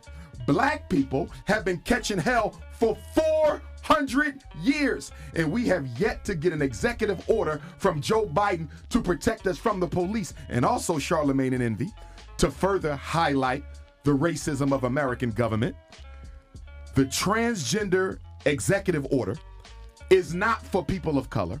It is not for minorities. It is not for disadvantaged communities. Guess who it's for? Transgender. The anti-Asian Pacific Islander hate executive order against hate is not for people of color. It's not for minorities. It's not for disadvantaged Americans. It is exclusively and only for Asian Americans and Pacific Islanders. Why am I bringing that up? Because when Barack Obama was in office, all these Negroes running around screaming for Obama, I still don't know why, was said that Barack Obama can't do nothing specifically for black people because this is America. And when we got the Civil Rights Bill in 64 and the Voting Rights Act in 65, they included 2 words at the end of that. One was gender and the other was sexual orientation. So the Civil Rights Bill did not only apply to blacks, it applied to everybody. So if you have to make laws for all Americans, Charlemagne and Envy, how do you explain the fact that the Asian Americans got a law just for them? Yesterday, the United States Senate, in historic precedence, passed the anti-Asian hate crimes bill at a vote of 96-1. Now, to give you an idea of what that means, the Senate, they don't agree on nothing. The Democrats and Republicans, they filibuster each other to death. But yesterday they didn't. 96, only one person voted against the anti-Asian hate crimes bill. So can I ask you a question? If the Senate was able to pass the anti-Asian hate crimes bill, Charlemagne and Envy, 96-1 with almost no opposition, why is it that the Emmett Till lynching bill still has not been approved. Why is it that there have been over 200 different anti-lynching bills introduced in the U.S. Congress? 200! And not one of them has been approved by the U.S. Congress yet. But the first ever Asian bill goes through on the first try. Look at the racism. Look at the discrimination. Look at the bias. Look at the inequity there. And why are they catering to the Asians? You know why? Because the amount of white people in this country is shrinking. That's right. And whenever the amount of white people in America shrinks, America looks to find other white groups or other minority groups that they can build an alliance with to protect their power and their interests. Who better than the Asians? They're just as conservative politically as many middle-class white Americans. They are just as economically comfortable as many middle-class white Americans. They don't like black people just as much as many middle-class white Americans. Not to mention that this can go a long way towards building relationships with Asian countries on the continent of Asia that America can't afford to build an alliance with Russia. Let us be clear about something. The continent of Asia is a big problem for the U.S. government. You got 3 power nations on that continent. You got Russia, that America can't stand. You got China, that America can't control. And you got India, which is one of the fastest growing populations, and it is quickly becoming the IT giant of the world.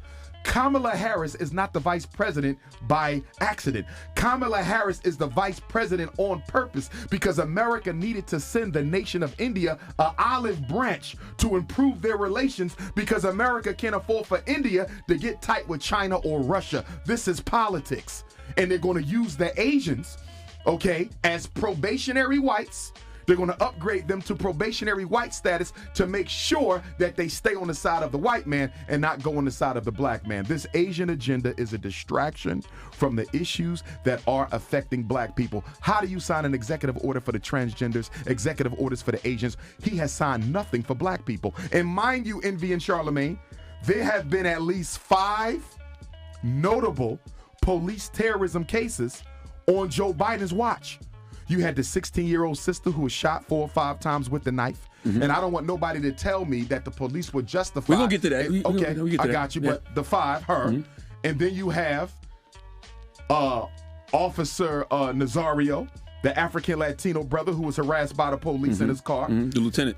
You had the brother, 17-year-old boy, murdered by the police in the bathroom Anthony Thompson. in Knoxville, Tennessee. Anthony Thompson Jr. The other brother in Elizabeth City, North Carolina, who was shot in the execution of a warrant.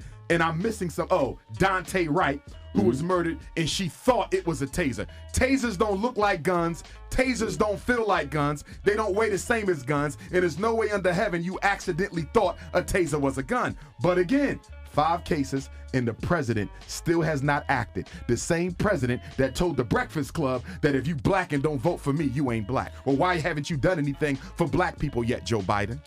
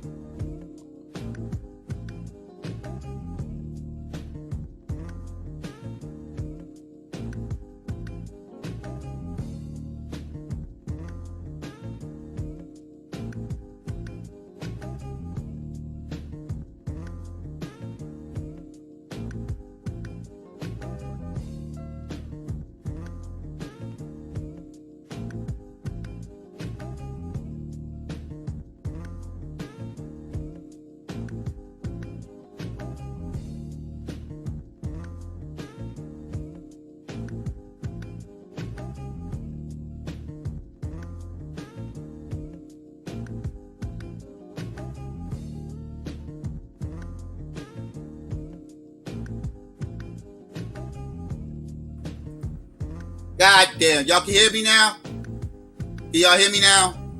I'm gonna go ahead and pass the mic. I'm done. I can't believe y'all. Go ahead, Renee. Yeah. So if y'all heard the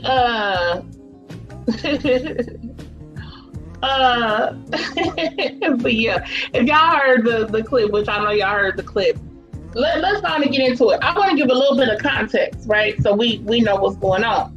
So first of all, Umar hit that out the park off rip. He was on point. But just so y'all know, this was on CNBC, April 22nd. Senate passes bill to combat hate crimes against Asian Americans. The Senate approved a bill Thursday that aims to curb a rise in hate crimes targeting Asian Americans during the coronavirus pandemic. The legislation would direct the Justice Department to expedite review of hate crimes related to COVID-19 and offer state and local law enforcement more resources to track the incident. So just so y'all know, the chamber approved the measure in a 94-1 vote. The Republican Josh Hawley of Missouri, shout out to Missouri, hey, they told me, hey. Anyway, I can't stand his ass, but he was the only senator to oppose it. The legislation will head to the Democratic-held House. Speaker Nancy Pelosi of California has backed the bill, and President Joe Biden has signaled he will sign it into law. Okay, they claim Senator Mazi Hirono of Hawaii said the AAPI community, which is the Asian American Pacific Islander community, is being targeted for hate crimes and other incidents, and the Congress needs to stand up to condemn these kinds of actions. So, like Umar said, these people been dealing with this for 1 year now. Not even that, right? You had some of these situations happen, but Black folk been going through this for how many centuries? On a wide scale. See, the Asian Americans were supposed to be the model minority, right? That's who they are. Okay, model minority. The concept is controversial as it has historically been used to suggest that there is no need for government intervention in socioeconomic disparities between certain racial groups. This argument has most often been applied in America to contrast Asian Americans, particularly East and South Asians, and Jewish Americans against Africans and Hispanic Americans, enforcing the idea that Asian and Jewish Americans are good, law-abiding, productive citizens and immigrants, while promoting the stereotype that Hispanics and African Americans are prone to crime and dependent on welfare. So you've always had the Asians be prioritized within the society. Like I said, being considered a model minority. He talked about how white people's numbers are shrinking, absolutely, and that they are giving Asians a probationary white period of time. That's absolutely facts. That's absolutely facts on that. Because, for quite a while, white people's numbers have been shrinking. So, as we've talked about on this show many times, they will pad their numbers with like Hispanics or whatnot. Like even within, certain elements, they'll classify them as white. And then racially, they'll be classified as white. So they've been padding their numbers for quite a while. And so now with these Asians, and think about it, I think the highest rate of interracial, and we're going to get into the interracial relationships too, because they mad at Umar, honey, on that. So we're going to get to that. But the highest rate of interracial marriages overall are white men and Asian women. So that's been something that's been highly accepted in their community for a long time. In fact, if you look into some of these right-wing white supremacists who hold these certain positions, you will find a lot of them have Asian women, have Asian wives, they into them, heavy. So, there is still a coalition there. even though you have some of the maybe lower class whites who have been attacking Asian people or whatnot, in general, they are much more accepting of Asian people. I want y'all to think back, if y'all remember, to the Asian dude who they drug off the plane. Remember that? And that made news. That was huge headlines.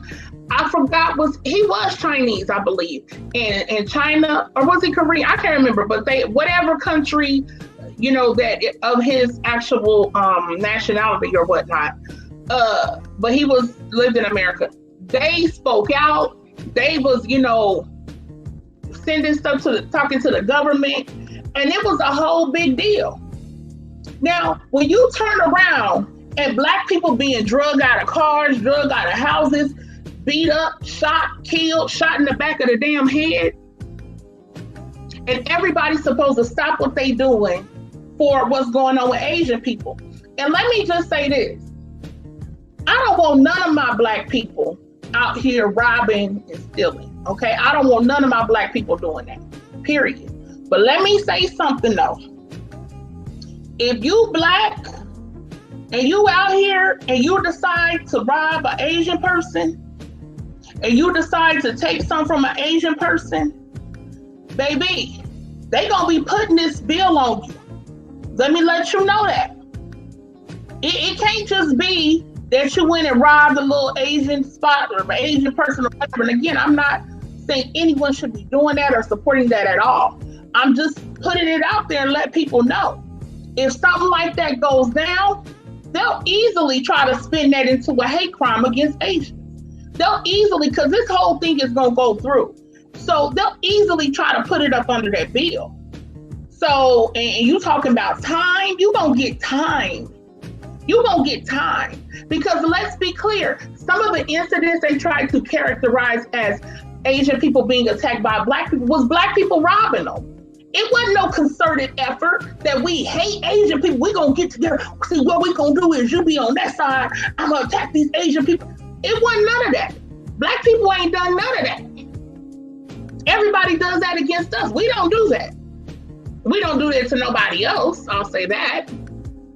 So I just want to put that out there. But to get back to what Dr. Umar was saying, he was 100% on point. And, you know, let's get into a little bit of this Biden stuff. I found this article I thought was so on point, y'all. It's on a site called moguldom.com, and they did an article on the 7 points made on Joe Biden by Dr. Umar, and they hit the nail on the head. And like I said, it's so timely because he did the interview on Monday. Last night, Biden did his little address to Congress or whatever. And so you just see how everything he said in comparison is facts. All right, so well-known black thought leader, Dr.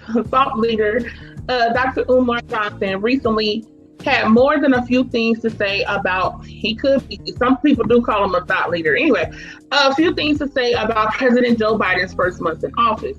During a recent interview on The Breakfast Club, the clinical psychologist who specializes in working with the parents of African-American children explained why he thinks Biden hasn't done anything for black people. All right, so let's get into it.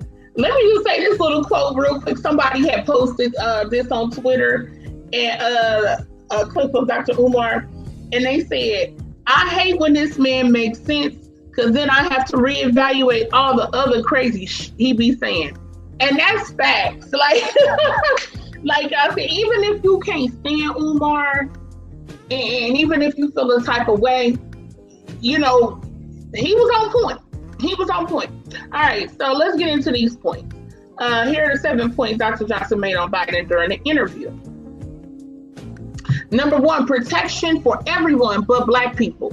According to Dr. Johnson, Biden has gone out of his way to protect the rights of other groups, but not black people. Johnson pointed to the Senate's recent passage of an anti-Asian hate crime bill and the Biden executive order that will protect transgender people. Oh yes, we're gonna get into that, and others based on gender identity or sexual orientation. President Biden, on your first day in office, you signed an executive order to protect the life and safety of transgenders, Johnson said. I have no problem with that, but you did it on your first day. He added, so if you went out of your way begging Black people to vote for you, why haven't we got an executive order or any other activity coming out of the Oval Office from President Biden to protect Black people from police? Facts. Facts. Number 2, prioritizing legislation over people. Johnson noted that Biden has had to decide to either stand up for Black people or to keep white people comfortable enough to approve his legislation. Johnson charged he's choosing his legislation over the lives of Black folks. 3, anti-lynching bill, a non-starter. Johnson accused Biden of passing other protective legislation and not focusing on laws to protect Black people. Why was the Emmett Till Anti-Lynching Bill Act not passed? Yeah, why wasn't it passed? There have been over 300 anti-lynching bills introduced, and not one has been approved by Congress yet, he said. The Emmett Till Anti-Lynching Act was introduced in the House of Representatives on January 3rd, 2019 by Representative Bobby Rush of Illinois.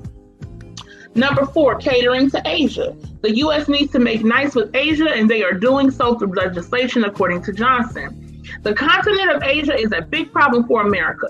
You have 3 power countries in Asia. You have Russia, you have which America can't stand. We heard a lot of this.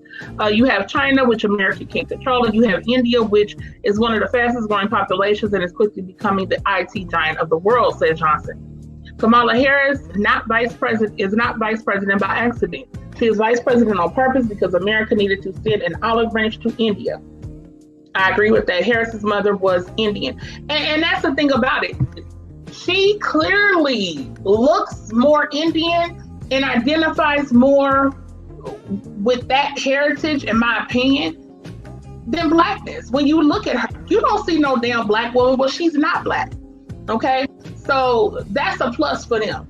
So a lot of people in India, they see that, they know what's up. Number 5, distractions. Oh, because by the way, India has, a caste system and a lot of it based on complexion, skin tone. So she's very fair skinned, even with India. So the fact that she has some Black in her may be, an issue for them. But the fact that she's so light, though, she gets a pass. Number 5, distractions. The Asia agenda is the distractions with issues affecting Black people, Johnson said. I agree. Number 6, police killings continue. Johnson said there has been little done on the issue of the police killings of Black Americans. There have been at least 5 notable police terrorist attacks against Black people on Joe Biden's watch. Johnson said, listing the attacks, they include the police shooting of 16-year-old Ma'Khia Bryant, the police harassment of Black Army officer Karen Nazario, the shooting of Andrew Brown Jr. during the execution of a warrant, police shooting of 17-year-old Anthony J. Thompson Jr. in Tennessee, and the police killing of Dante Wright. 7, no police reform. Despite the continued police shootings and brutality, Johnson said Biden has failed to act. It's acceptable in America for police to kill Black people. Okay, so that was the end of that. Let's see, somebody said Biden played Black America to its face and many still voted for him. They accepted his lip service. The hip hop community praised him. I don't even want to hear this, especially in the Breakfast Club, the same people who promoted Biden and Harris. Biden is your president, live with it. That's what somebody had said on Twitter in response to the Breakfast Club's post. And hey, that's facts too. The Breakfast Club absolutely did support the Democratic candidates. They definitely did support Biden and Kamala Harris. Biden said right there to Charlemagne, if you don't vote for me, you're not Black. And Charlemagne, he pushed back, and Charlemagne said some things here and there, but overall they were still promoting Biden. And this is what me and Psycho have been talking about for years and years. And I'll just say this real quick. On there, they had Kamala Harris, where when they asked her about doing something for Black people, she said no. On the Breakfast Club. But they doing something for Asians though. And ain't she Asian? So, you know, this just goes to show, and me and Psycho been talking about this for years. Me and Psycho was like, Dr. Umar, do he listen to the show or what? Because a lot of things he said was like damn near things we've said verbatim. You feel me? So, but this is why we do not push any political party, any political candidate. Because at the end of the day, the Breakfast Club was in support of the Democratic nominee. And now when they get in there and you're seeing the Asian bills and the transgender bills and all of this at the same time, when you had the George Floyd situation going on throughout the presidential candidacy time period, you had the verdict that just came down on Biden's watch. You have all these other killings that happened. And this man, he doesn't go in depth on those issues like he did on the Asians, like he has on the transgenders. So at the same time, what? You talking out of both sides of your mouth, Breakfast Club? On the one hand, y'all cool with it, but then on the other hand, y'all got this, that, and the other to say. And, you know, Umar talked about Trump and being used as a scapegoat. I definitely agree with that. Trump was used as a scapegoat and all of the racism was solely pinned on him. So now it's supposed to look like, you know, Biden is the anti-racist, right? Because if Trump was the racist, if Trump was the one who you could pin everything on, all of the white supremacist stuff you can pin on him, then now who won is the opposite of him, right? It's the flip side. So he's the anti-racist. He's for everybody. He supports all races. He supports Black people, right? That's what it was supposed to look like. And that was definitely a strategy that appealed to a lot of Black people.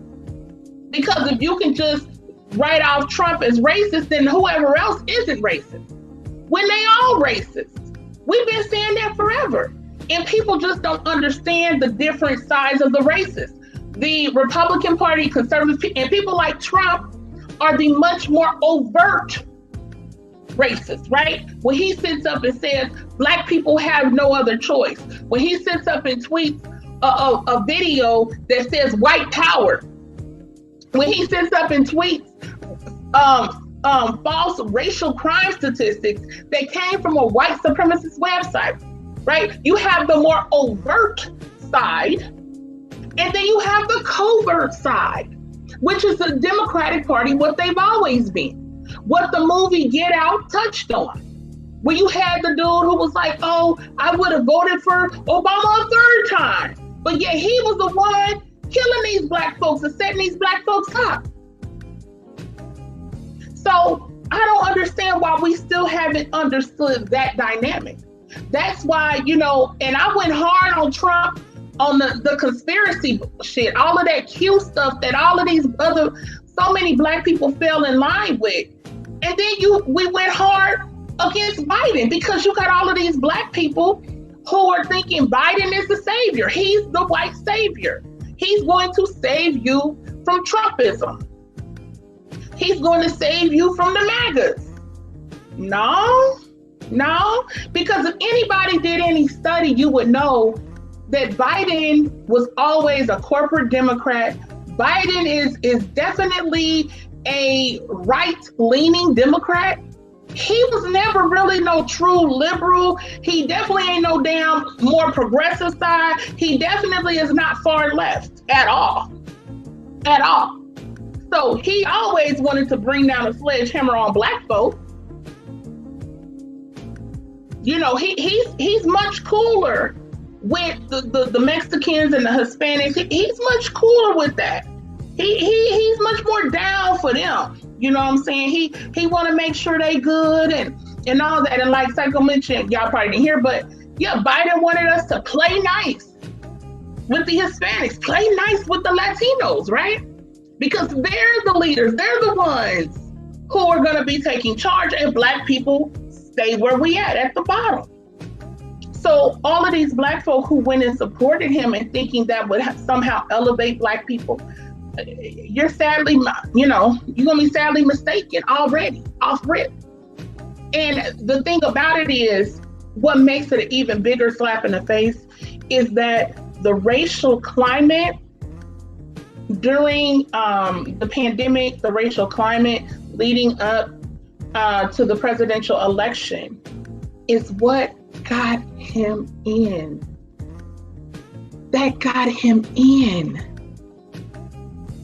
All these black folk that, was in the streets, all of the frustration, all of those things, from the pandemic, from a horrible response that Trump had to the pandemic. But in addition to that, the racial strife that was happening and the video that went all around the world where people in other countries were protesting behind what happened to George Floyd, which ignited all of these other protests and outrage from people, and Breonna Taylor's situation and just so many others.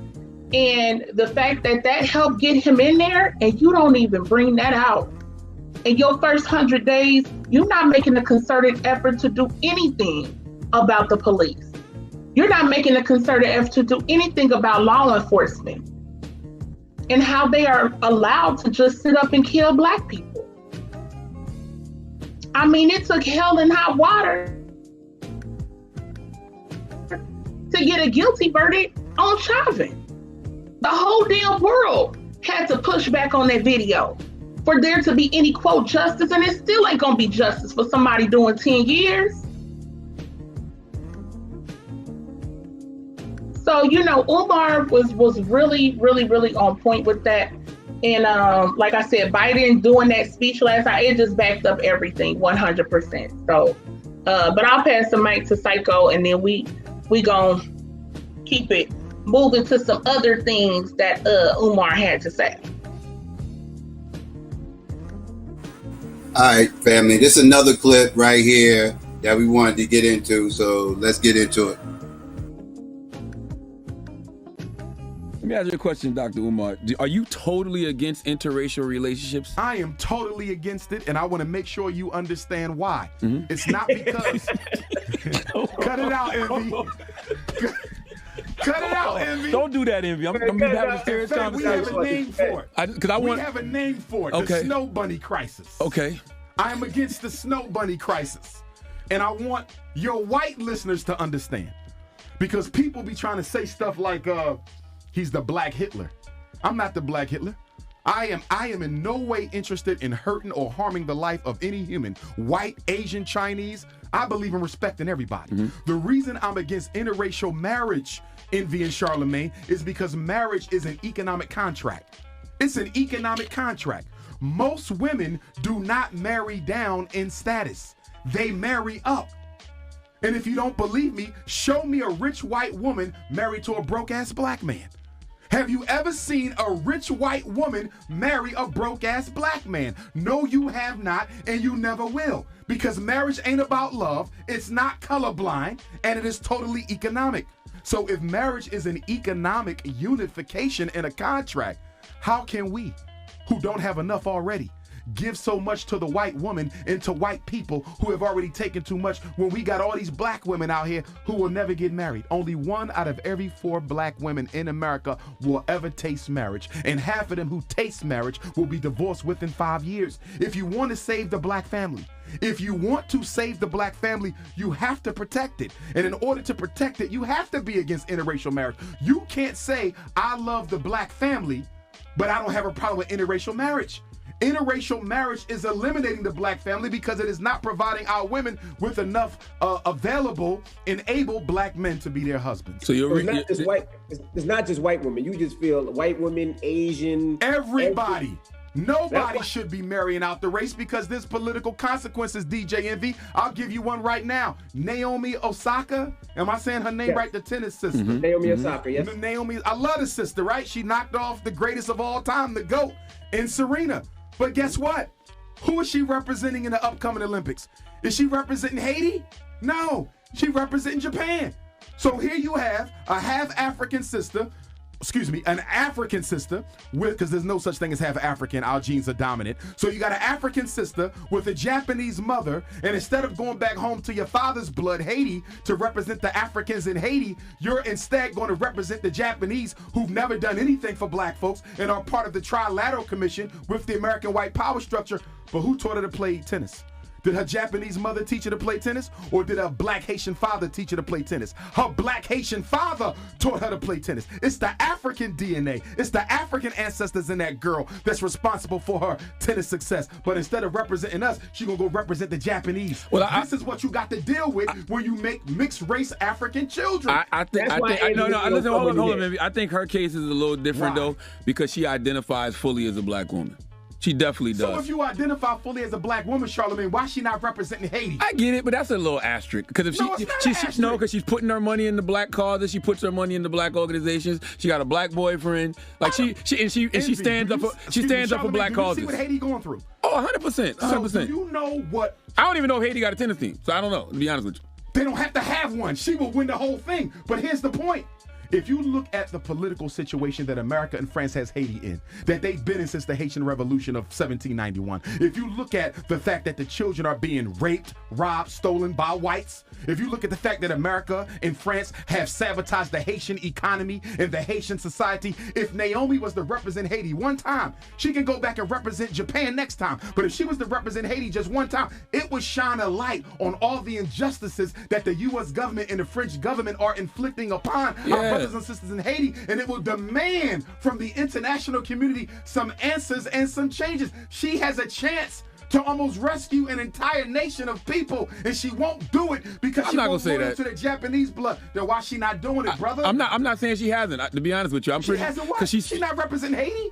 She has not represented Haiti, but she speaks out against so many black issues. She probably has spoken on Haiti. I don't know, Charlamagne. But I do see her speak out a lot in regard to the black issues. Okay, but until she speaks out for the Haitians, and until she do something significant for her father's people who are responsible for the talent that she got, her father's people, her father who taught her how to play tennis in the first place, if it wasn't for a Haitian father, Charlamagne, she wouldn't be in that position. Show love to Haiti. The point that I'm trying to make. Look that up, Dan.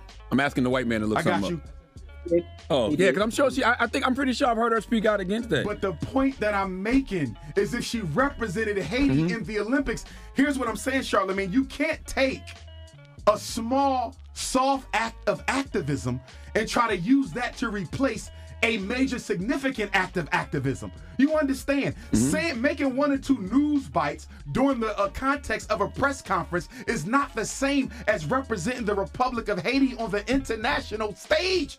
Even if she says something, I don't care about that. You had a chance to represent the people who are responsible for you being who you are, and you chose not to do it. I'm not knocking her. I'm a fan of her. I want to be clear. I'm not knocking my sister. In fact, I would probably have more criticism for her father because I want to know what you put in that little girl that has her running to Japan instead of Haiti to represent them in the Olympics. Here's the point I'm making. When you have mixed race African children, these are the types of issues you're going to have to deal with, because until African people get out of situation. She was born in Osaka. She was born in Osaka. So that's why she has to play for them. Can I ask you a question, Envy? Yes, sir. If a European Jew is born in Africa and he plays tennis, is he going to represent Africa or is he going to represent Israel? Probably Israel. Thank you. So it ain't got nothing to do with where you're born. It's where your loyalty is. And until black people get organized, fellas, many of our mixed race children are going to identify with the other race because they doing better than we are. Well, maybe she'll hear this and take what you're saying into consideration. She will. I'm not knocking her. I just want y'all to show. I just want y'all to see it does not benefit the black community to be having all these mixed race babies who are not loyal to us. I have nothing against mixed race. Because they are fully African, in my opinion. I was going to ask you that. What do you think? I have no problem with a mixed race African. I judge all black people. I don't care if you're from Africa, because I'm a Pan-Africanist, so it's all one family for me. I don't care if you're in the Caribbean, Brazil, Europe, Australia, the continent, Canada. Two things. Are you biologically black, and are you psychologically black? And when I say psychologically black, do you identify with your primary race? Naomi does. You understand? Yeah. So if you are psychologically black and you are biologically black, I treat you no different. I don't care if you high yellow with green eyes or blue, black, purple. I don't get into this color game because I think part of the petty differences we have as a people is we over accentuate this light skin, dark skin, nappy hair, straight hair thing too much, and it's killing us. It's the blood. The first color on this flag is red for a reason. It's the blood that makes you African. So I would never mistreat a mixed race African. But I'll tell you one thing, I'm gonna make sure they understand: you will not perpetuate the Snow Bunny crisis.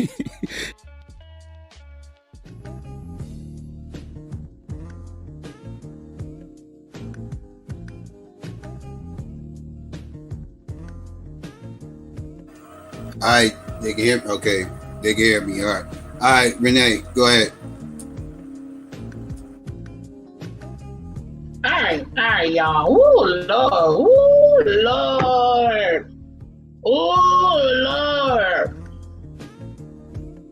All right, y'all. Let's get into this. All right, so he started off with the Snow Bunny crisis. You feel me? Now, Umar, he messed up. He messed up big time with a few things he said, and we're gonna get into it. But he talked about the Snow Bunny crisis and how people call him Black Hitler. I have heard that over the years many times. People have called me Black Hitler. And, like he said, who am I killing or hurting? People don't know, I guess, what Hitler did. But yeah, so he talks about marriage being an economic contract, which is why you don't typically see wealthy white women marrying some broke so-called Pookie and Ray Ray, or some broke Dusty or whatever. You don't see that. That's fact. And it's a way, and I think he's more so talking about a lot of the Black athletes, Black men of means, when he talked about they're basically giving, their funds and things to white women. And that's, in essence, helping the white community. That's facts. If you look at some of the numbers on interracial marriage, considering, and not just who people are dating or screwing, but marriage. When you look at the marriage rates interracially, and you see that a lot of times it is Black men of means, of a higher wealth index, that tend to interracially marry. And, so you have men with those funds who then get involved with these white women, marry these white women, have biracial children with them. And a lot of times those children don't identify more so with Black people, so to speak. And they don't have to. They're biracial. They're not Black. And oftentimes men die before women. That's another fact. Oftentimes, and not always, but much of the time, women live longer than men. So in terms of women inheriting wealth, most women inherit wealth from their husbands and from their fathers. That is very typical of the white community. So in essence, when you have a lot of these Black men of means who get involved with white women, typically they will either divorce. If they divorce, she still will receive a nice amount of money, let's be clear. And if they stay together and he passes away, she will inherit that wealth. RIP to Kobe and to his daughter. But if you look at the situation with Kobe, he had a very unfortunate, untimely death. And his wife, who is a white Hispanic or whatever the case may be, and she then inherits all of those funds. She then receives all of that money. And that's going to definitely stay more in line with her side, even if she's beefing with her parents or whatever's going on. That money is not going to be directed back to the Black community because even their children are biracial. So he was on point about that in terms of like it being an economic contract and in a lot of these cases. And again, I think he was more so reflecting on Black men of means. Now he did talk about, one out of every 4 Black women will get married. And, this might be, I know these types of things are kind of controversial to talk about. and I'm not going to go too far into it, but I will speak on it. I think that's an important thing to talk about. You know, in terms of building Black communities, you do need Black families. You do need marriages. And I support that 100%. It is unfortunate to see certain statistics like in 2014, 2017, as an example. In the year of 2017, of all the Black men who got married that year, 1 out of every 4 married a white or non-Black woman. So you had 25% of Black men who got married in the year 2017 who did not marry a Black woman. That's significant in our community, considering Black people tend to get married later in life, and things like that. If you see something that I will point out with the white community is that oftentimes you don't find too many white women that's never been married. Oftentimes, or white men, oftentimes white people get married multiple times. I mean, it's not uncommon at all to hear white people talk about, oh, my ex-husband, my ex-wife, and they're remarried, they're married again. They had 2 ex-husbands, 2 ex-wives. It's not uncommon in their community. And I'm not saying that, saying that to put that on a pedestal or make any kind of standard, but I'm just saying in terms of just showing the contrast, that a lot of Black women have never been married once, and that in the white community, it's very common for white women to have been married at least once or multiple times. And that does take away, we need that 25% of those brothers to be marrying sisters. I am somebody who is Black love 100%. Just like you have an increase in Black women who are marrying white men. We need those sisters to be marrying brothers. We need that for the community. I totally agree with him when he said, because this is something I hear a lot of people say.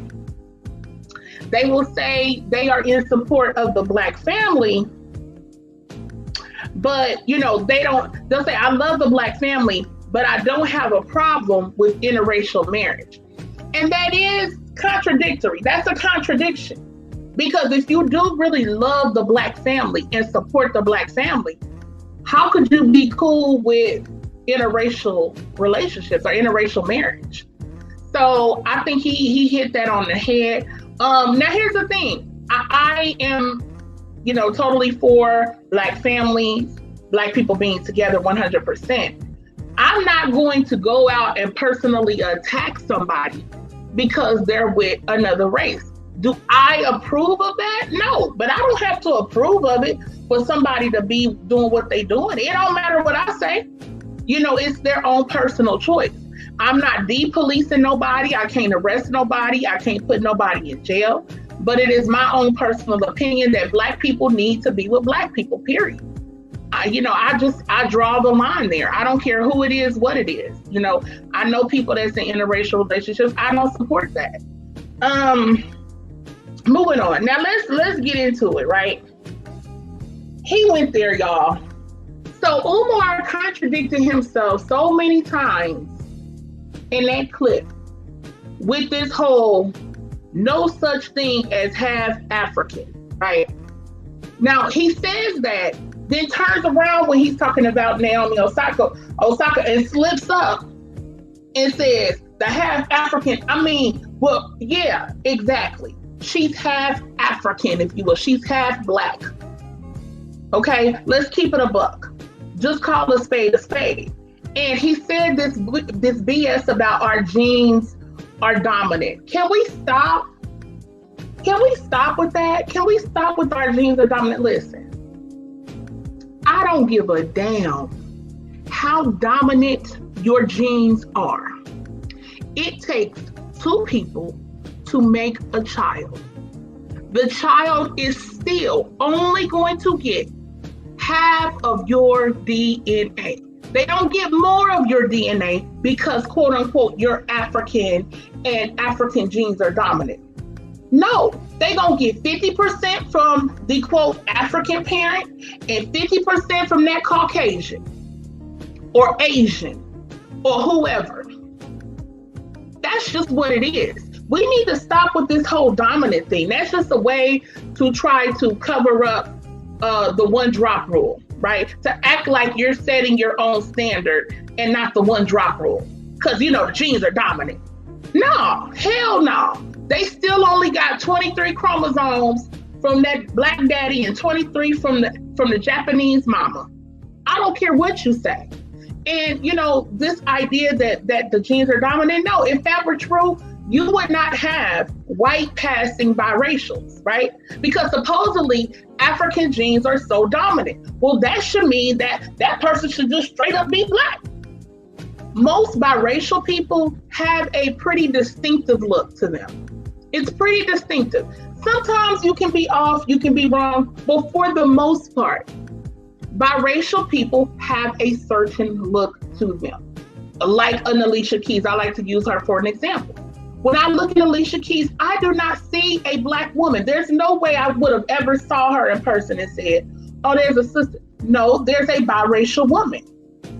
So there's a distinct look there for most biracials. So this idea that our genes are so dominant, if the black gene was so dominant, they wouldn't look biracial, they would look straight up black. If Dr. Umar had a baby with a white woman, and it had a son, that son is not going to look exactly like Umar. That son is more than likely going to have a biracial look to him, a look that's going to differ from Dr. Umar. If the genes were so dominant, Dr. Umar should be able to have a baby with a white woman and that baby come out looking exactly like Dr. Umar. I'm talking about the richness of his complexion, the richness of his African features, everything, the exact hair texture, everything should be exact to him. If our genes are so dominant, the baby should be straight up black. It shouldn't even be a question.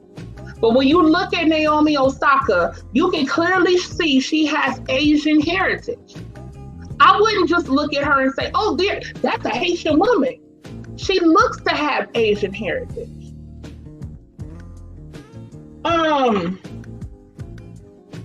So yeah, then he goes on to say mixed race African children. Right, mixed race. What do you mean mixed race African children? As in what? They lived in Africa? Like, what do you mean by that? Mixed race, you have it correct. That's what it is.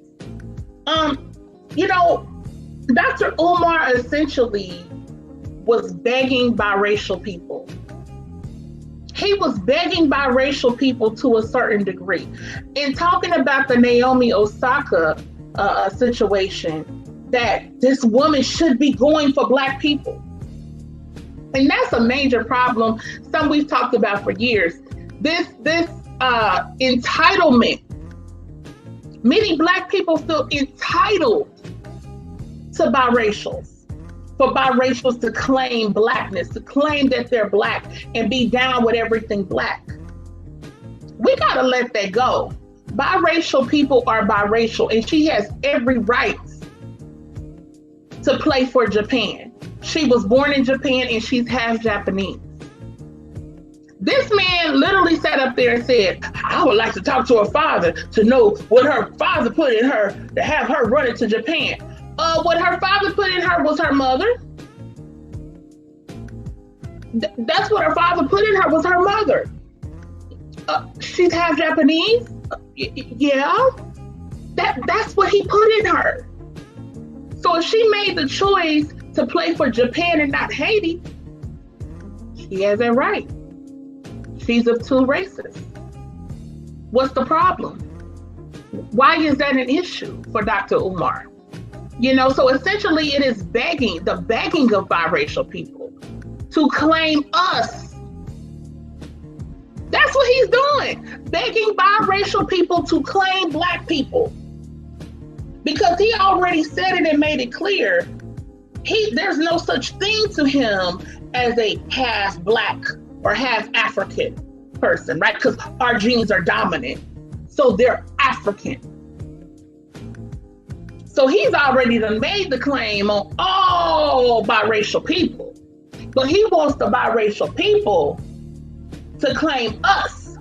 He wants the biracial people to align with us.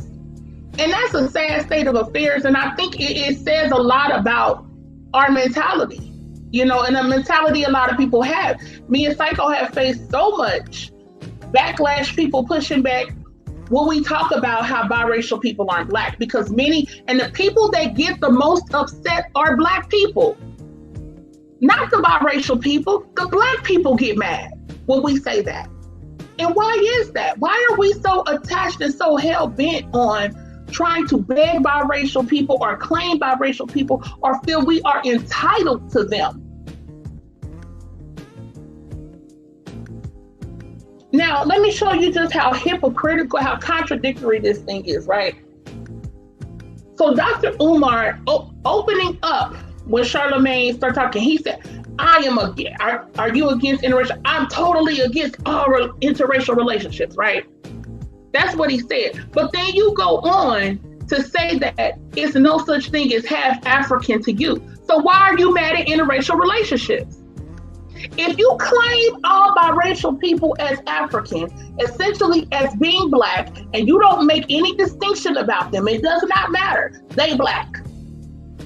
Why are you mad about interracial relationships? Because, hey, after all, right, they're gonna produce, quote, African children, right? The children still gonna be Black. So what do it matter if a Black man is with a Black woman? Or if a Black man is with a Japanese woman? Or a Black man is with a white woman? They are all gonna have Black children, right? Just like a Black woman would have a Black child with a Black man, a Black woman will have a Black child with a white man. So why are you mad at interracial relationships if all the children are Black anyway? See how dumb that sounds? See how that makes no sense on any level? If you are against interracial relationships, then you need to make sure you make the distinction that the product of those relationships are not Black, they are biracial. Because if you call them Black, then you might as well accept interracial relationships because they still making Black babies. Now, some people have said, I don't know, all the details or whatever like that, but people have said, I believe he has a biracial baby mama. One of his children's mother or whatever the case is biracial. Does that play a role? I don't know. But oftentimes, and you can see the same thing with Tariq, his nemesis. Oftentimes, people who, and I've seen this a bunch of times, man, people got mad at me years ago when I was way more out there, way more popping, if you will.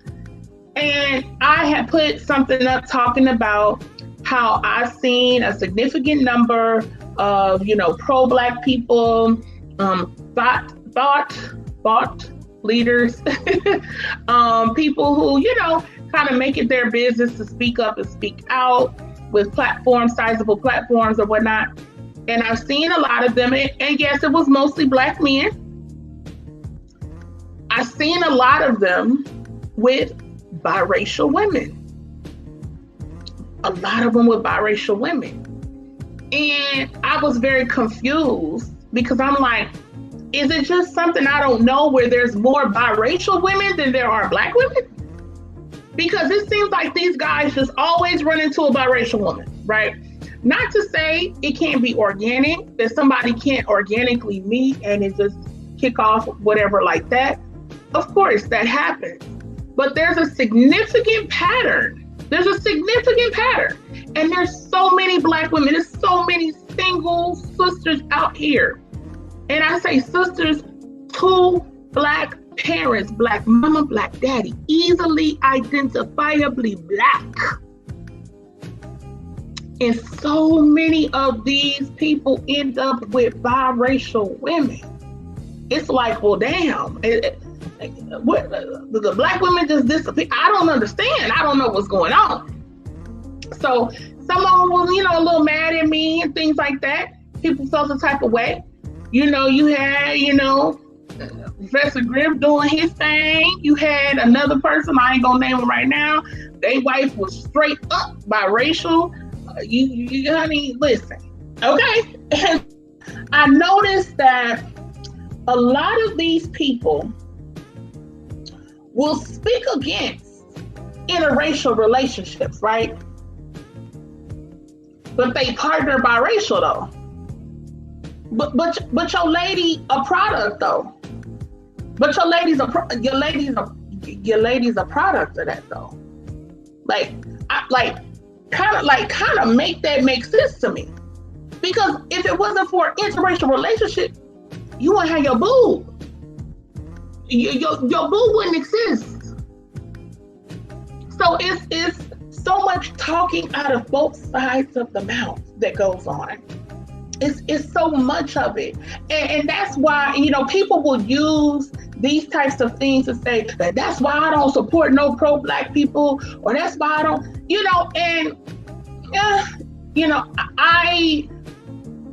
I point out the things, but I don't necessarily say, well, anything they say I wouldn't, agree with or whatever like that.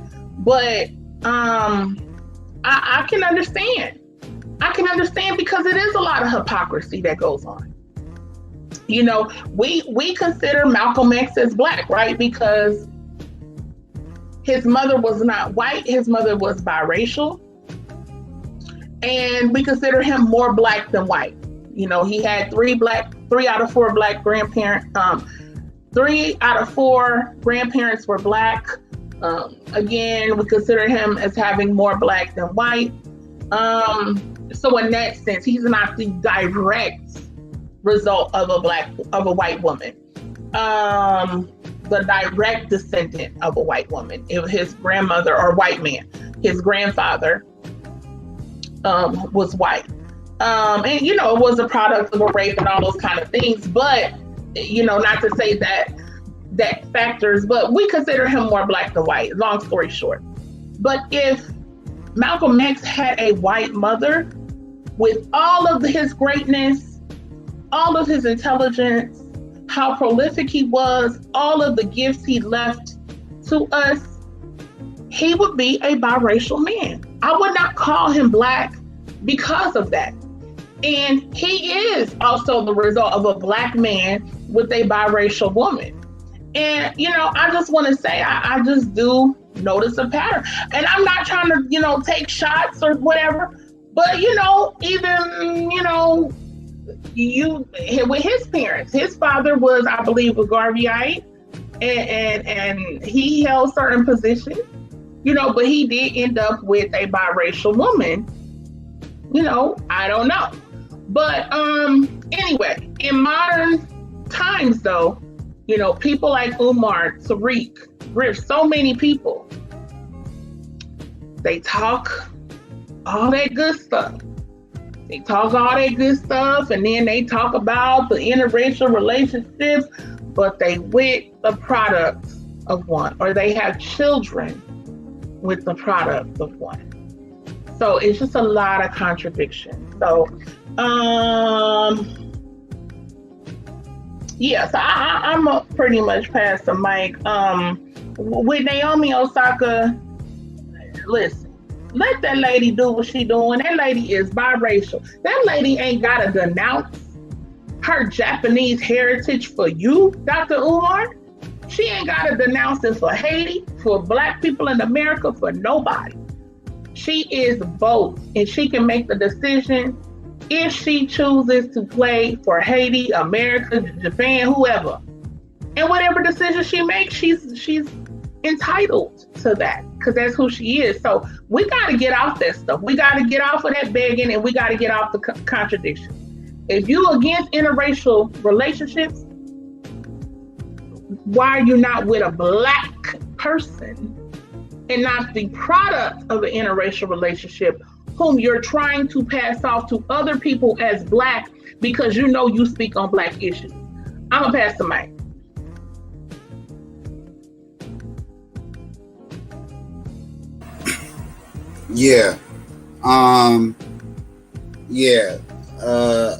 I disagree with some of the things that Umar said right there. I did totally disagree with his premise on old girl, the little half Asian chick tennis player, which I found hilarious because he just got finished talking about how he's against interracial relationships, and then turned around and started praising Serena. Which brings me around to what the fuck this motherfucker said at the end of his motherfucking little tirade about interracial relationships, when this motherfucker put on his fucking cape about motherfucking black women swirlers, because he made light about how motherfuckers started G-checking him about his lack of focus on these black women who like to motherfucking mess around with these pink penises, and all he seems to worry about is the black men who fucking swirl, which is very hypocritical and very contradictory, and a part of the fake swirl, the fake anti-swirl movement that seems to motherfucking take the forefront. These frauds that claim to be fucking anti-swirl, but only got smoke for one side. These little fake ass motherfucking, the black woman is God, black woman shit don't stink ass motherfuckers. Want to start bringing up marriage statistics and all this other little fuck shit, anything else. Those marriage statistics don't tell you how many black women sucked a pink dick. Those dating statistics don't tell motherfuckers how much motherfucking pink dick they bouncing up and down on. So when we're discussing cave fetishes, we ain't gonna just talk about black men. When I see whole pink pill movements going on, we ain't gonna just focus on black men. When I see whole fucking genres of sex novels dedicated to black women finding pink dick, a whole genre of motherfucking novels, little romance novels. You know them little novels that motherfuckers, that females love to read. You know, they got about 800 of those motherfuckers. They be trading them with other friends and shit for other novels so they can read and all this other anything else. It's just a hobby for these motherfuckers. Yeah, a whole fucking genre solely dedicated. I forgot what that shit's called. Solely dedicated to black women messing around with white men. But we just gonna call this a snow bunny fetish, right? We just gonna call this a snow bunny outbreak, right? Right. Because we gotta play the numbers game. Even though people can't quantify how many pink dicks has been in these women's mouths, I can't quantify that. There is no statistic that can tell me that.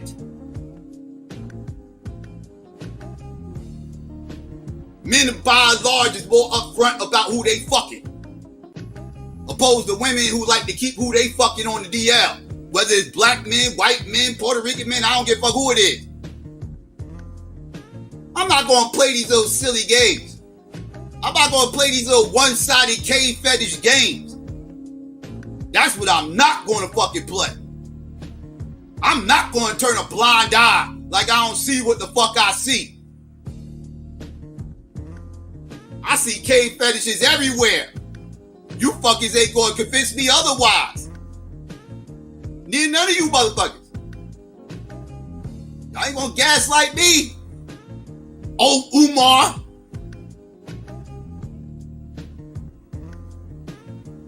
With your fuck shit.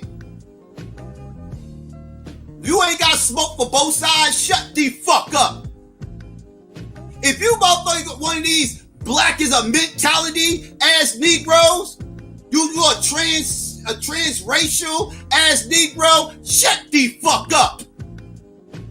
I don't want to hear nothing from you motherfuckers when it comes to this anti-interracial shit, when it comes to this anti-swirl shit, everything else, y'all bogus.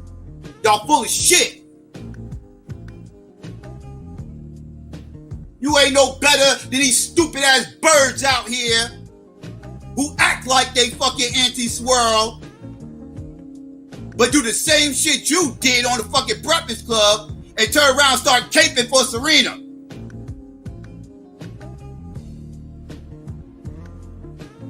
While saying people like George Floyd deserve what he got because he messed with a Becky.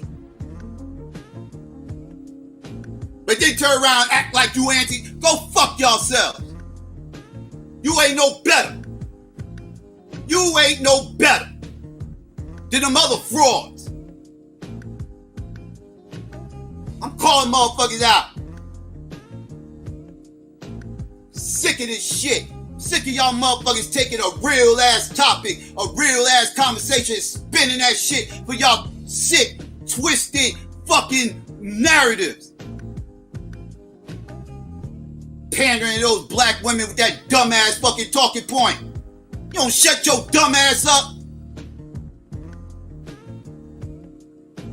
Yeah, I got smoke. Can y'all hear me? Oh, y'all can hear me now. Okay, good.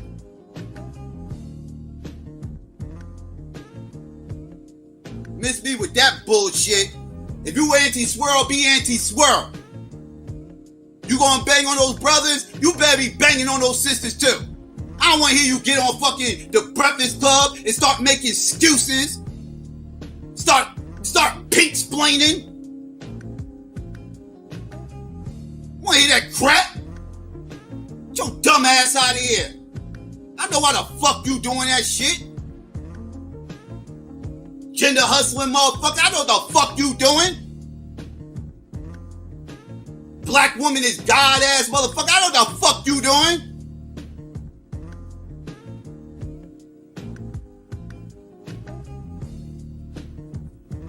All these men out here doing this, all these men out here doing that. Yeah, but we gonna ignore all these black women out here. We gonna ignore this uptick of black women out here with white men, right? Right, because they justify because the black men are doing it. Well, if that's your mentality that they're justified because the black men is doing it, then why the fuck are you still bitching about the black men doing it? Then you should be a love is love ass Negro. You should be like, fuck it, let the black woman do what she do because the black man is doing it. So therefore, everybody should be able to fuck who they want to fuck. That's supposed to be your mentality. You can't tell the black men to stop while encouraging the black women to continue. What kind of shit is that? Go fuck yourself. You motherfuckers nutty. You motherfuckers nutty. I said this shit to Obsidian about a week or so ago. I said this shit a whole bunch of times. Y'all can't quantify the pink dicks that have been in these fucking women's mouths. Miss me with these fucking statistics. Miss me with these polls, these surveys. Where I gotta trust women to not judge they motherfucking sexual activities on a fucking curb. Like women gonna be honest on who everybody they done slept with. Like when you ask a woman how many motherfuckers you been with, they ain't only counting their boyfriends. That's all they counting is their boyfriends.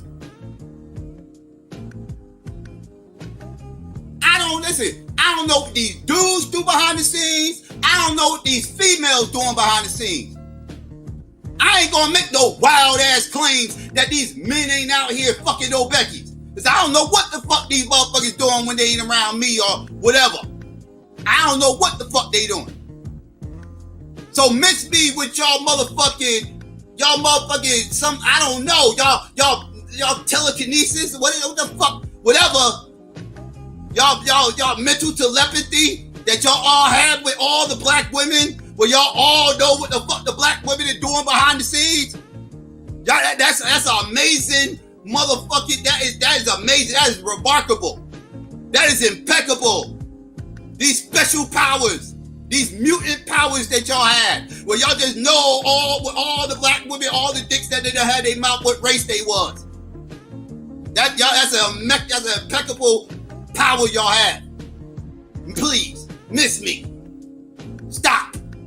Stop. Stop.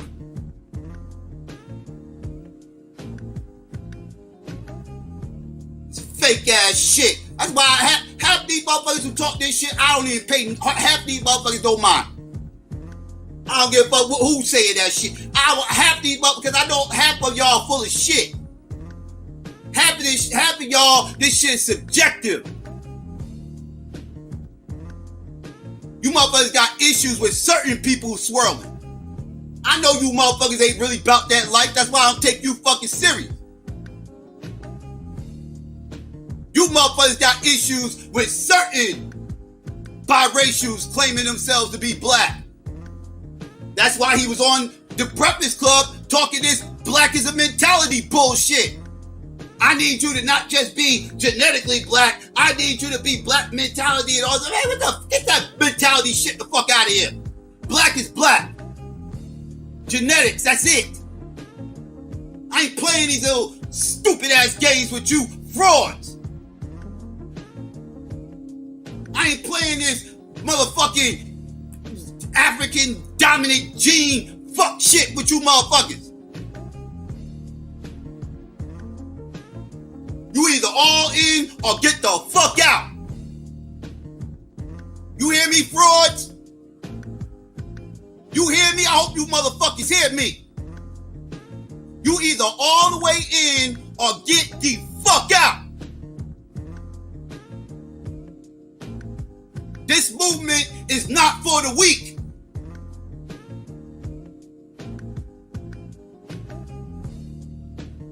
We need motherfuckers gonna stand 10 toes down, lines drawn in the sand, no exceptions. It is what the fuck it is.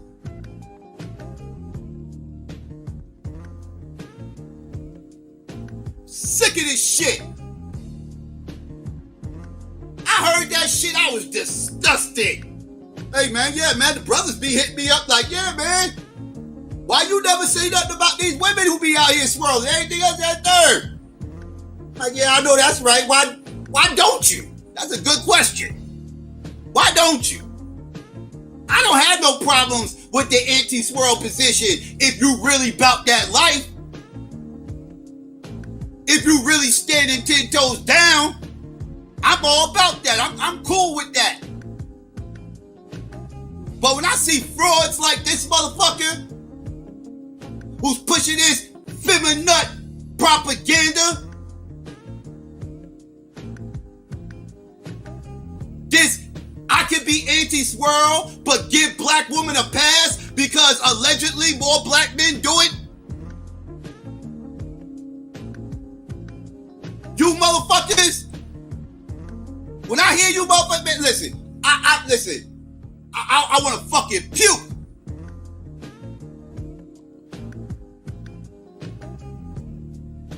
You motherfuckers disgust me.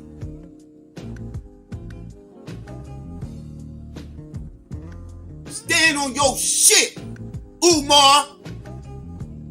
Fuck who feelings get hurt. Stand on your fucking shit. All that pandering shit. I want that same smoke for these pink pillars that you got for these SYSBM motherfuckers. I want that same motherfucking smoke. I want that same motherfucking energy. Or everything you saying is falling on deaf ears. I don't give a fuck if you right or not. You disingenuous.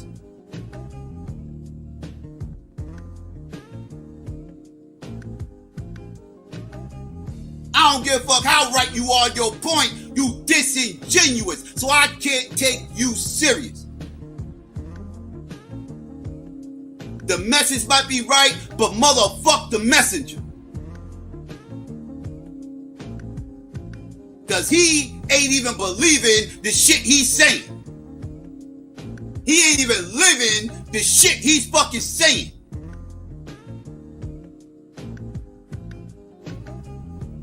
Stand on your shit, Umar.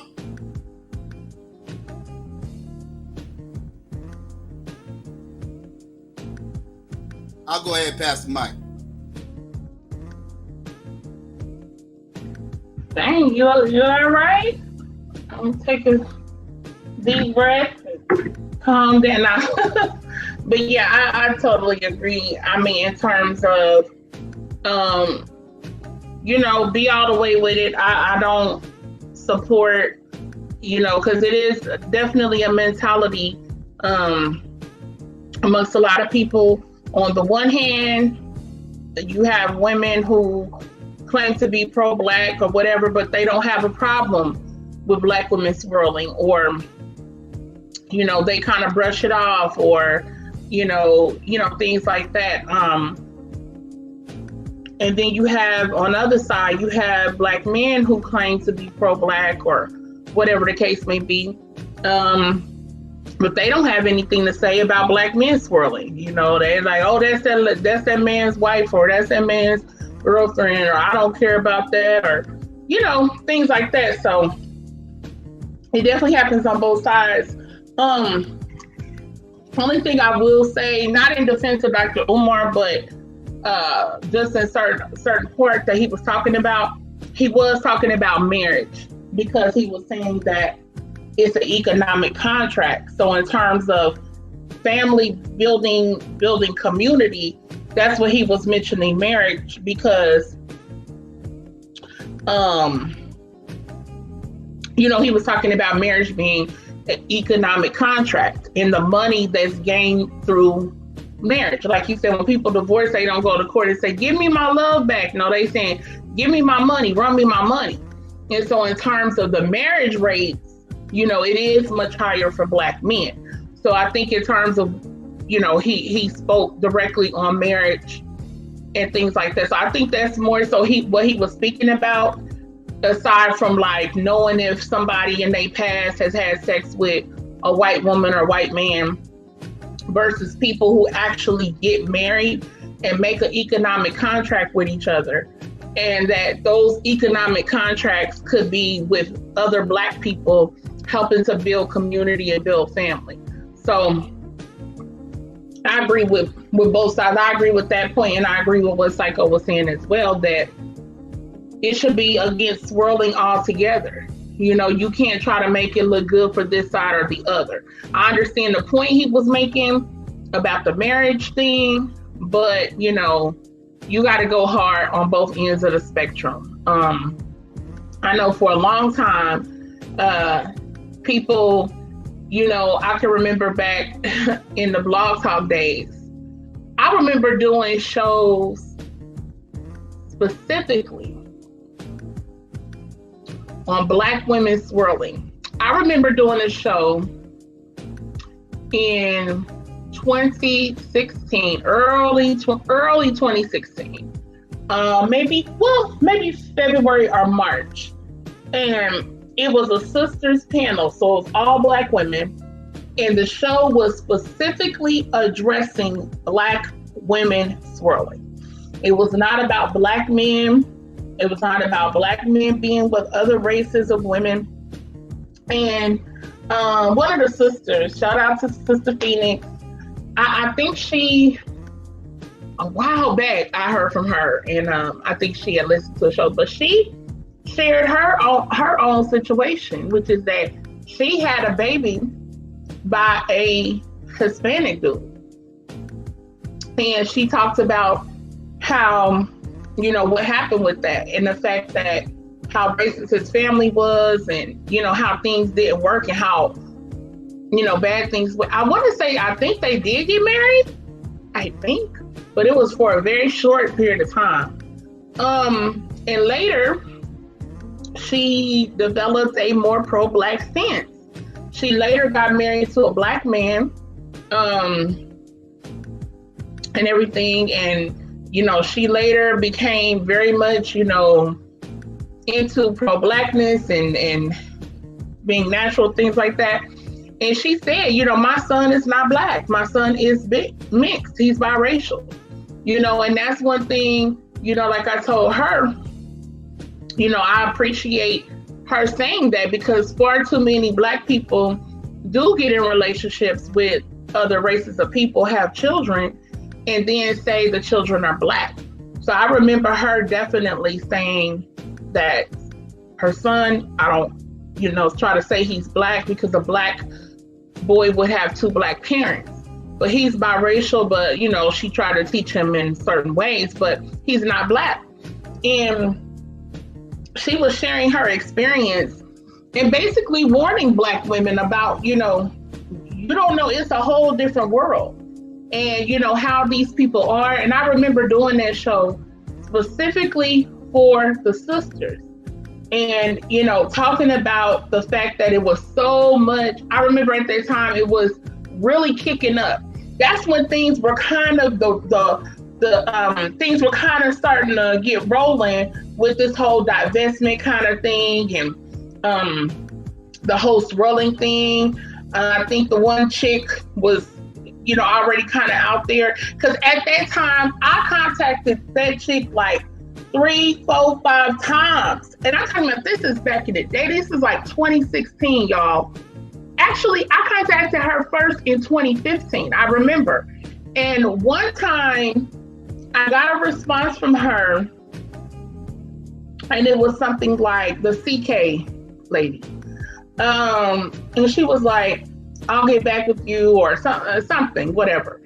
And then I even joined her group on Facebook at that time in 2015. And I reached out to her again and I said, hey, you know, and I mean, everybody knew about me. Let me just say that, like, everybody knew about me. Everybody knew I went hard. Everybody knew I was 100% against interracial relationships. You know, I talked about it frequently on my show. Everybody knew, you know, I'm pro-black militant to the fullest degree. So people definitely knew that about me. So I let her know, you know, that's who I am. However, I wanted you to come on and talk about what it is that you're doing. Like, I wanted to do a show about it. And, you know, I think she felt like I was going to attack her. And I was going to, like, you know, put her on a hot seat and do all that. And this is before a bunch of these other people ever was on YouTube having streams and doing all of that stuff. All of that was later to come for most people. So this was very early on with a lot of this stuff. So yeah, I think she was like, she thought she was gonna get attacked. And I'm not gonna say attacked, but, you know, yeah, I mean, it was gonna be some tough questions. You feel me? So, but yeah, I've been talking about this for years, and it's so crazy because I can talk about, I remember doing shows specifically on Serena, everything. And no matter how much I would talk about black women swirling, I would point it out, I would speak on things. Nobody cared, nobody said anything. Let me do a show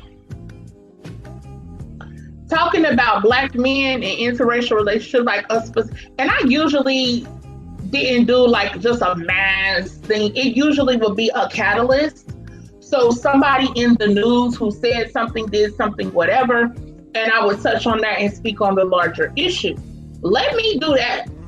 Let me do that. Oh, honey, these dudes coming from every corner of the earth, honey, let me tell you, they was blowing my stuff up. They was blowing my stuff up. And it was like, I'll get so many messages. You're a feminist. You know, you hate black men. This, that, and the other. And I asked a lot of these dudes, where y'all been at? Where y'all been at? When I did the Sisters Checking Sister shows on this, when I did shows on Black Women Who's World, where was y'all at? Soon as I do a show on a specific person and I may speak on a larger issue, and I always have made sure to say not all, I'm speaking about a specific group. a specific crowd, people who have a certain mentality. Everybody know I'm not for no other race of man than the black man, period. Don't come around me talking none of that. I'm not with it. I'm blocked by all of those women that talk that stuff. They consider me a mammy mule, a handmaiden for black men and all that kind of stuff, right? All that rhetoric. But it's so funny because if you say something about either side, it's like when as a black woman, when I talk to other black women about swirling and being against it and promoting black love and all of those things, where's all these brothers that flooding us talking about, oh sisters, we love y'all, we appreciate. It was a few. But baby, don't let me say nothing. And here they come. Calling me bees, calling me feminists. You know what I'm saying? Disrespecting me, disrespecting my show, calling in, going out, this, that, and the other. And I'm like, what are you, I'm not, if you don't interracially date or whatever, nobody's even talking about you. I ain't said your name, nobody's name, and I ain't never said all. All the other shows I could do upholding black men, which was what most of my shows were. Nope. So it's just an interesting thing though, because it happens a lot, you know, and I'm just one of those people where people will try to paint me a certain way, but honestly, I'm even-handed on it. I don't run with none of these women that's divestments. I don't run with none of that. I'm not with none of it. None of it. You can't find me. Like I said, I'm blocked. But yeah, let me say something around people who may not know me as well, and it's just a whole problem. So I think you definitely have to be even-handed with this thing, because if you're not, then you're not really pro-black. If you go hard on one side, but on the other side, you're a little bit more lenient. Because let me just say, I've seen a lot of black women like this. And they will talk about black men being with white women or other races of women, and they this and they that, da da da. But then somebody like a Serena or whatever comes up, and it's like, well, didn't no black man want to marry Serena? How do you know that? It comes with a lot of, it tends to come with a lot of excuses. It's like, oh, no black man wanted to marry her. Well, you know, this or that and that and the other. Well, how do you know? We're like, how do you know? You don't know that, you know. And I see that the same thing with the black men over the years. I mean, going back years, I've observed men who will say something about a black woman being with a white man, like a black woman they find attractive, okay, who's popping or fine or whatever, as a dime to them or whatever. And she's with a white dude, they'll talk about her. And when it comes to black men, well, no, they'll make the excuses. Well, black women didn't like him. He didn't have this or he didn't have that. He blew up later, and then, you know, only white women was into him, or you know, black women and such and such. Black women, it's some excuse or reason, you know, as to why it's acceptable for the black guy to be with white or non-black women, right? Because black women did X, Y, Z to him. And then for black women, it's okay for the black women to be with white or non-black men because black men did X, Y, Z to her, you know? So I've heard it all. And at the end of the day, you know, if you pro-black, then you gotta carry the same view, no matter what gender it is, period. You gotta have the same view. And again, if you're going to be pro-black family, that means you don't support interracial marriage. And if you support black family and black children, you can't then call biracial children black, because they weren't produced by a black family. They were produced by an interracial family or interracial couple. So yeah, but yeah, I'm done. I'm done with my long little diatribe thing. I'm done, but yeah. I just want to break that down and take it back. I was reminiscing back some years ago on Blog Talk and all that kind of stuff, y'all. So, but yeah. And if y'all heard me, I ain't gonna get too deep into it. I'm sorry, Psycho. But yeah, the other night on Sinetta was interesting. But yeah, that's a whole nother thing. But it just took me back to a certain time. But yeah.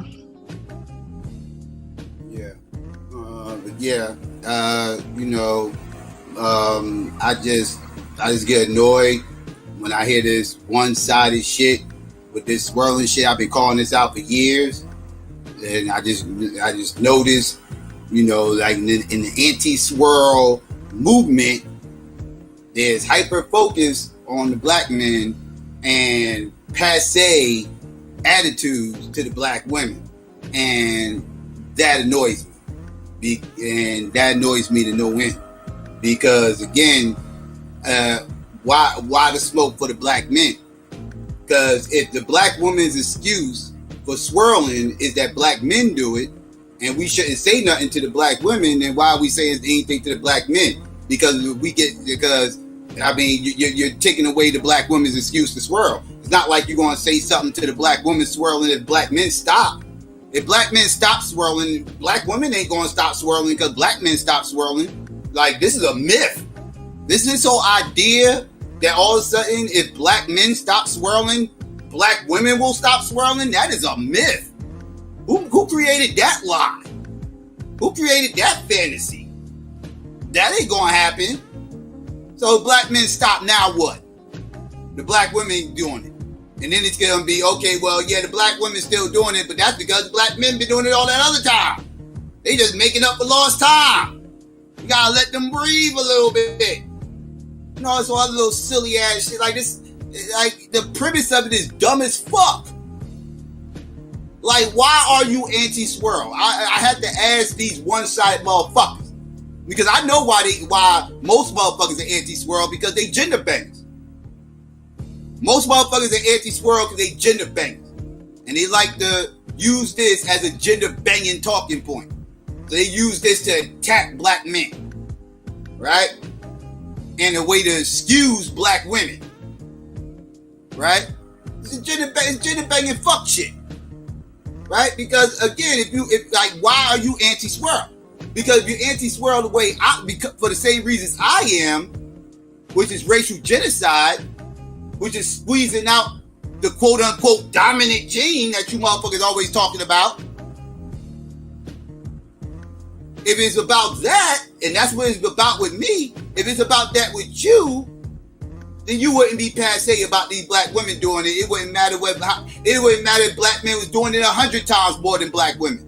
It wouldn't matter. If it was only one black woman that was out here swirling, that's one black woman too many. If you really anti-swirl. Because that's what it is with black men. If one black man is swirling, that's one too many.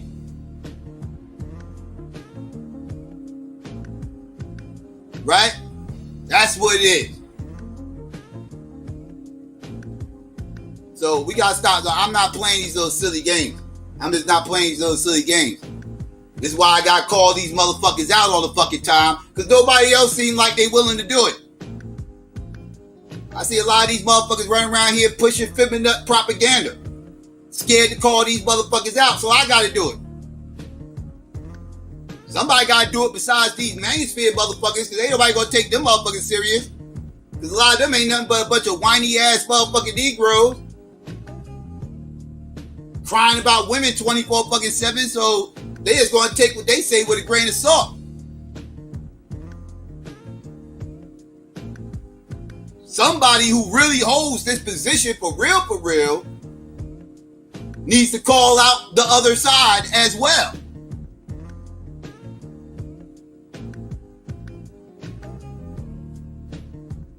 And stop making excuses and explain it. Like Umar was clearly doing.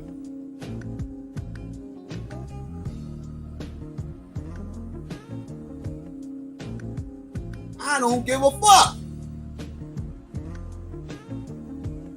Give a fuck who doing it. Only swirling I don't give a fuck about is the swirling that don't have black people partaking in it. That's the only swirling I don't give a fuck about. You give a fuck if a white motherfucker swirling with an Asian. You give a fuck if an Asian swirling with a Latino. I don't give a fuck about none of that bullshit.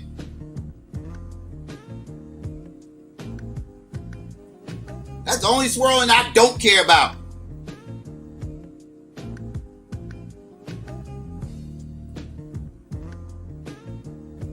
But these anti-black men swirlers, that's what they are.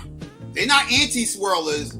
They anti-black men swirlers. These anti-black men swirlers, this fucking occult of anti-black men swirling, these pink dick loving motherfuckers, oh, they need to be called out. They need to be called out for every bit of their cave fetish. Every bit of it. Every fucking bit of it.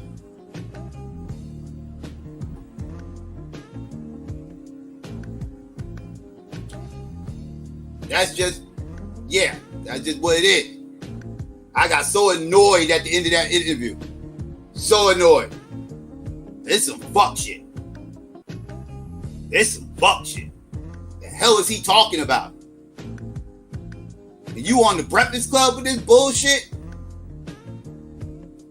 I'm gonna let y'all motherfuckers know a real anti-swirl motherfuckers over here saying Umar's half-assed. Umar be half-assing it. Don't listen to that motherfucker. Don't listen to that half-ass motherfucker.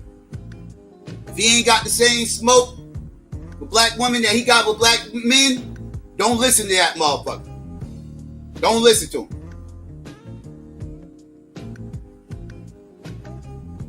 I ain't got no excuses for ain't no excuses for nobody. I don't want to hear that shit. I don't give a fuck what the other side doing. I don't give a fuck.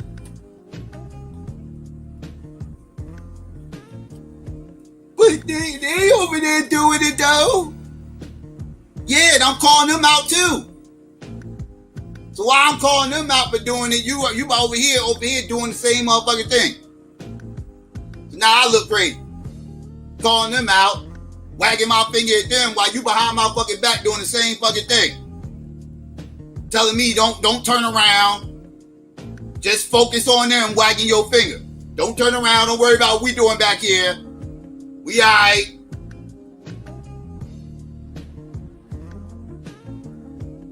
We good. Billy Bob back here taking care of us. Don't worry about it. Ignore him. Keep wagging your finger at those motherfuckers. Y'all dumb as fuck. I'm just gonna have to turn to a pillar of salt. Cause I'm turning around, motherfucker. I'm turning around. I'm turning around. 180, motherfucker. I see you. I see you. I see you. You don't want me to see you, but I see you. 180, boop, there you go.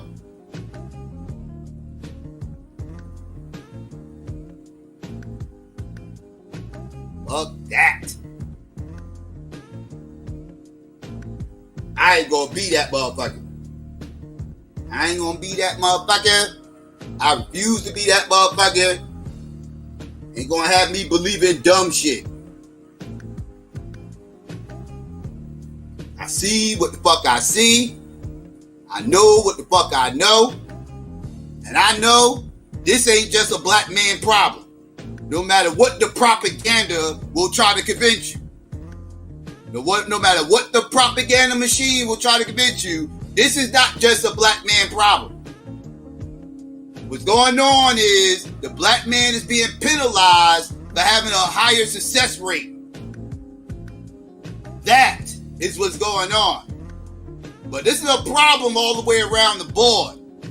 And what we're not going to do is hyper focus on the black man because his success rate is higher.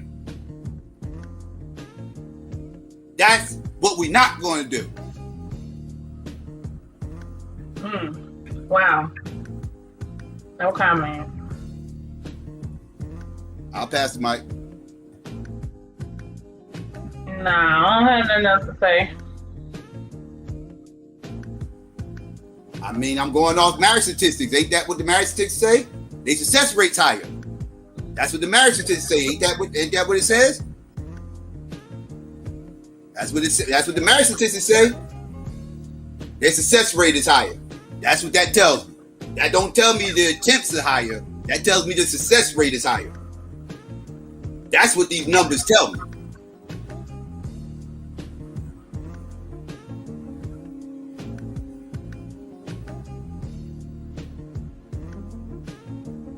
Because there ain't no way to quantify people's actual wants or desires. Ain't no way to quantify that shit.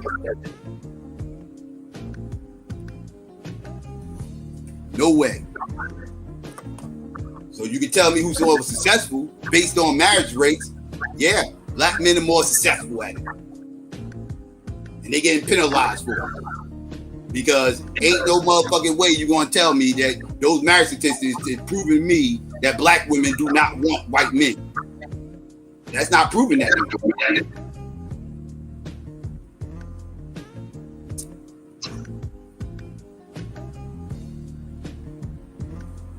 Not when I see what the fuck I see and I hear what the fuck I hear.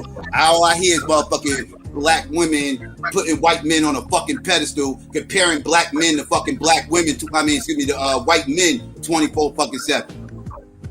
Comparing black men to white men 24/7.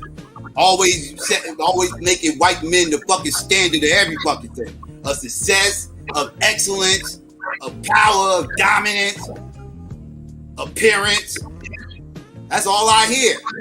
Every time they tear down black men, who are they comparing black men to? Who are they tearing black men down, comparing them to?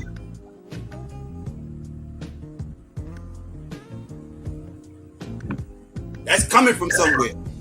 That's coming from somewhere.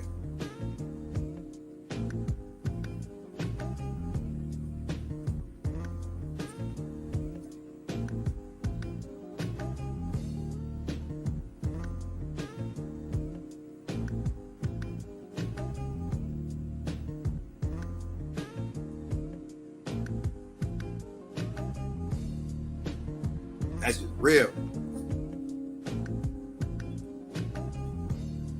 Yeah, it's okay. It's green light to talk about black men fetish. I talk about black men fetish 24/7, all the time. To the point where a lot of black men feel uncomfortable coming over here because they either have swirled in the past or currently is swirling. Nobody want to talk about black women fetish though. That's taboo. We can't talk about the clear and obvious cave fetish that some of these black women have. That's taboo. Let's not talk about that. Let's do a Umar. Let's pretend like we don't see what we see. Let's pretend like Christian Carrington don't have like 5,000 live viewers every time she fucking go live. Yeah, let's act like that don't happen. Let's act like Meghan Markle didn't have an ass load of motherfucking support. She had detractors, but let's not act like the detractors was everybody. Everybody was not the detractors. We ain't gonna play these little silly games. Like black women don't have their fair share of cave fetish. This is a black people problem. Motherfuckers can try to make this a black man problem all they want. Not on my watch. Not on my watch. This is a black people problem. Period. They need to get that motherfucking inner cracker up out of them. Stop comparing everybody to white people, using them as the fucking standard. Everybody recognize that when black men do it. Everybody recognize that shit when black men do it and call it out. And it's socially accepted. What ain't socially accepted is saying that black women have the same fucking problem. That is not socially accepted. Well, I ain't never give a fuck about being socially accepted. Being socially accepted ain't never really been my thing.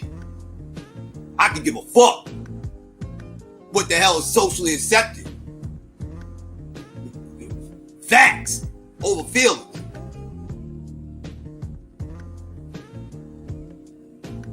Black women suffer from the same crackatosis that black men suffer from. Period. On play these little silly games.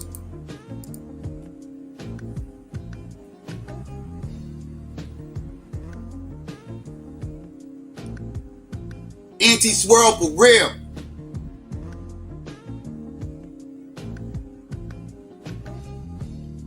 Both genders can get it. Both genders can get it.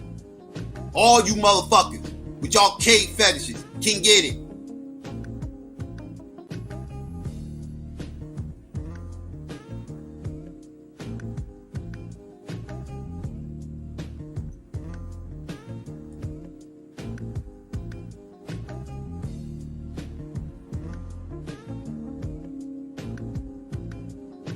Ridiculous.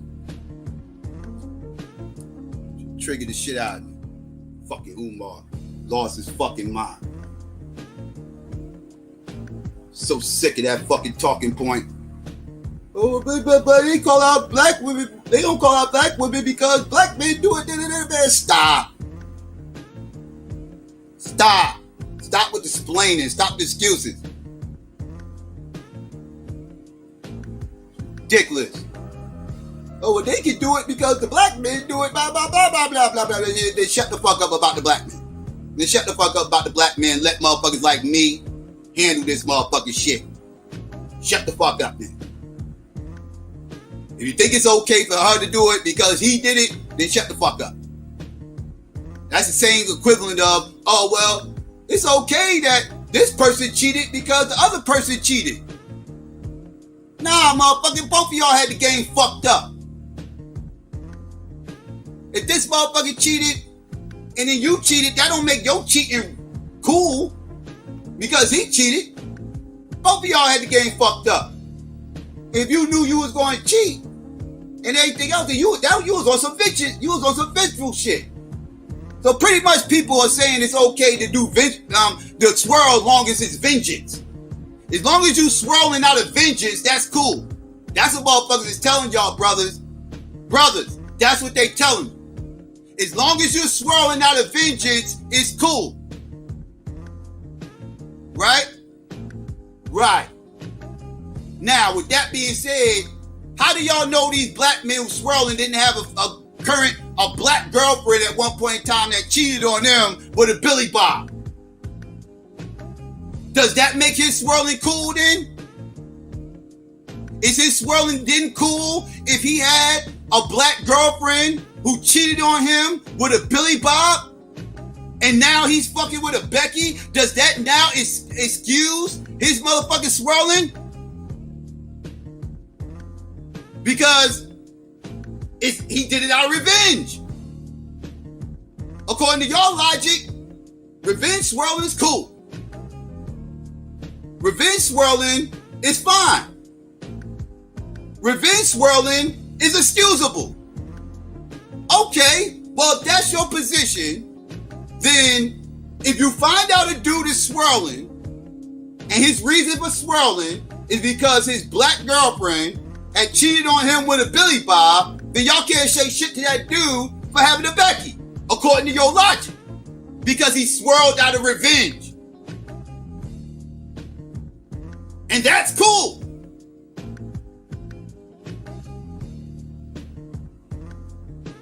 This is the position y'all have to hold now.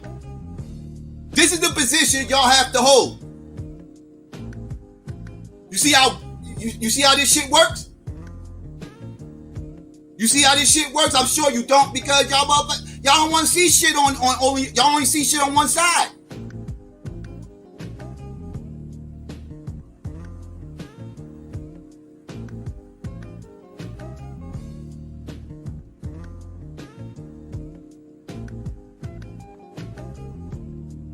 Ridiculous.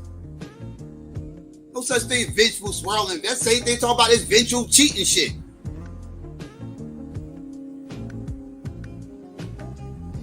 It's crazy.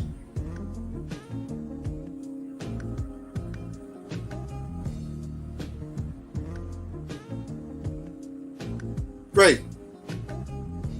Made no damn sense. All this stupid shit. Making excuses for revenge swirl. Well, they revenge swirling, so they fucked up. You gotta get these black men right so they can stop swirling. What? Dumb motherfucker. Stupid ass. Shut your dumb ass the fuck up. Sounds stupid as shit. Revenge swirling. That's like a motherfucker telling me he did some revenge homosexual shit. I did some revenge homosexual shit. My girl left me, said she turned to a bull dyke. My girl left me, she turned to a bull dyke, she turned gay. Now she's a carpet licker. All she doing is licking carpet down. She turned gay. I'm gonna get her back. I'm gonna do some revenge homosexual shit. And go out there and do some fruity shit. Ain't nobody get that shit wouldn't happen. You know why? Because that motherfucker's straight.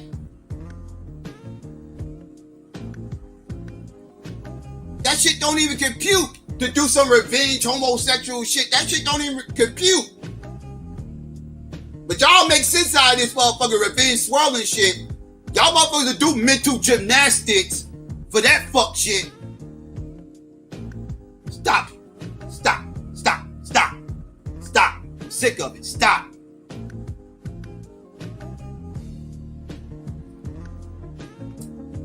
Swirl is a fucking swirl is a fucking swirler.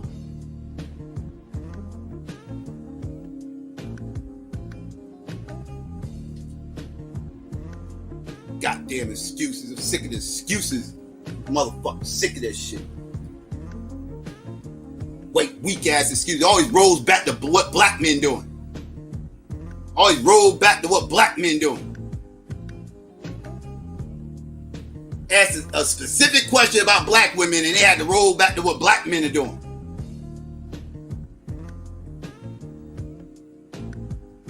Started off the fucking interview saying how black men are all under fucking attack, and then by the end of the interview, he ain't do shit but attack black men. He was the same motherfucker he was talking about in the beginning of the interview when he said black men are under attack, and then turned around and attacked them. The nerve of this clown. Pushing that feminine propaganda.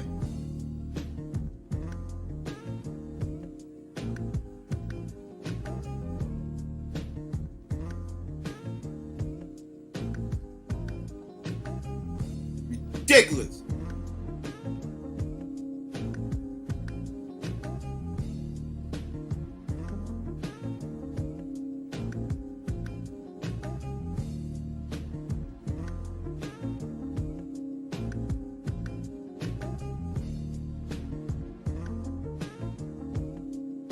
Crazy, man. Like I said, family. Pay attention to motherfuckers when they talk about this swirling shit. Pay attention. See who they hyper focusing on. Them motherfuckers ain't talking about everybody. Pay attention. Pay attention. See if they one-sided with their shit. Pay attention. And start calling these fuckers out. Start calling these one-sided motherfuckers out. All these motherfucking black women apologists. These pink pill apologists. Start calling these fuckers out. These motherfuckers, they venge swirling. Call these motherfuckers out.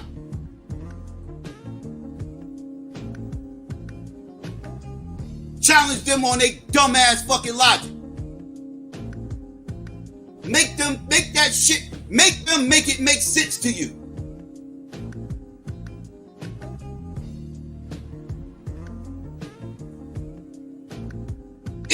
they're anti-swirl. You will soon find out they probably not as anti-swirl as they might try to put off Umar, calling those mixed birds motherfucking black women. Stop it. African sister, my ass. Sitting up here repping the whole country of fucking Japan. Repping the whole country of fucking Japan, talking this African queen shit. Go fuck yourself. Fucking joke. Fraudulent ass, mixed motherfucking shit. Fraudulent ass, swirling shit. Y'all motherfuckers gonna start standing on y'all shit. Y'all motherfuckers gonna start standing on y'all shit. Stop playing around. This ain't no motherfucking game. Racial genocide ain't no fucking game. Ain't no fucking gender banging game.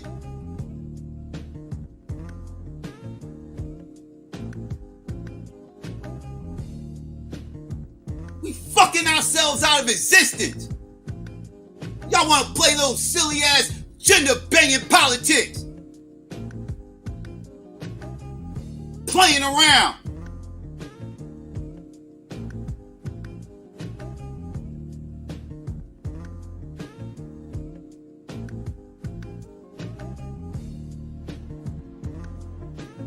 This ain't no fucking game. Shit real out here. Black men and black women are fucking us out of existence. You motherfuckers want to play tick-tack. You motherfuckers want to play who started it.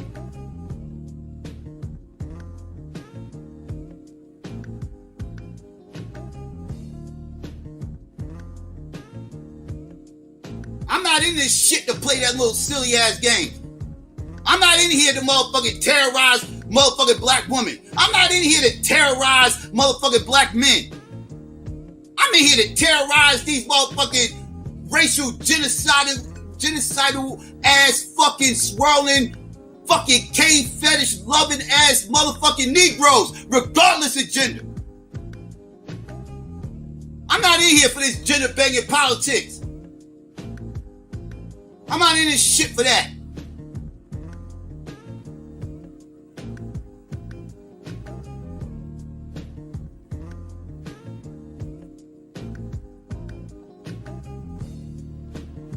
I'm just sick of these talking points being abused. Being abused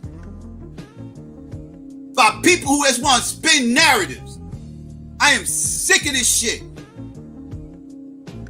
I'm sick of people minimizing and diminishing real motherfucking topics. It's not just this one. People will hijack these topics and spin these shits for their own fuckery.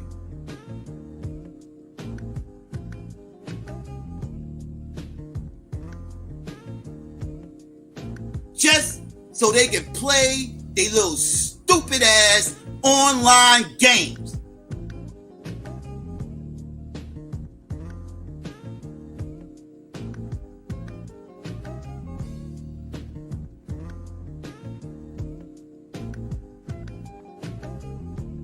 Shit's frustrating.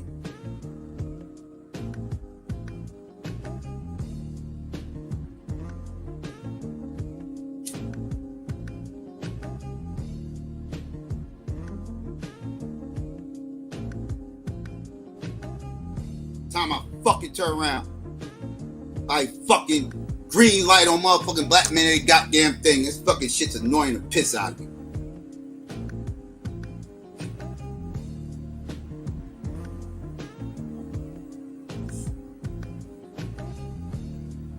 Telling you, black men, everybody's whipping boy. Everybody's fucking whipping boy. Everybody's done whole streams on it. And I stand on that statement that I made years ago. Because it reigns true to this day.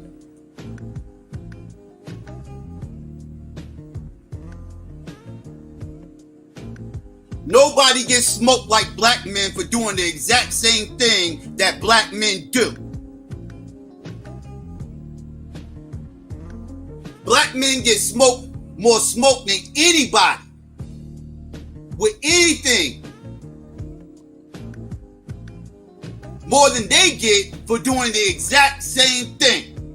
And that's regardless of race or gender. All the way around the board.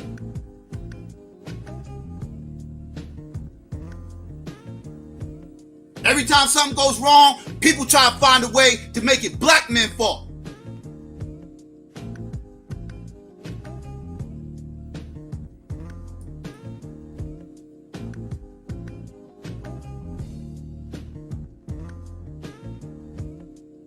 Die by the pigs is our fault.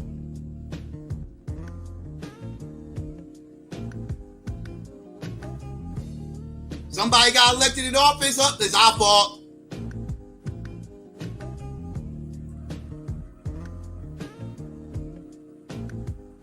People out here swirling up, black men's fault.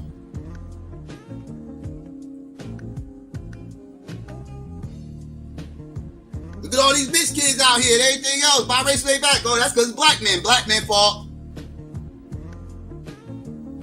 Asian hate crime is everywhere. This, that, and third. Oh, well, black men's fault.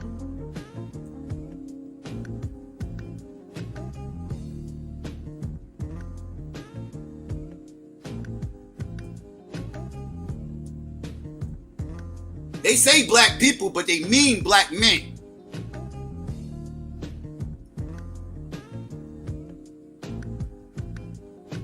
We even get blamed for other people's cave fetishes. Ain't that a bitch? When does it end? I'm getting sick of being blamed for people's cave fetishes. I know that. I'm getting sick of that. I'm not going to be blamed for people's cave fetishes. I'm not going to allow other black men to get blamed for other people's cave fetishes. That's what we not going to do.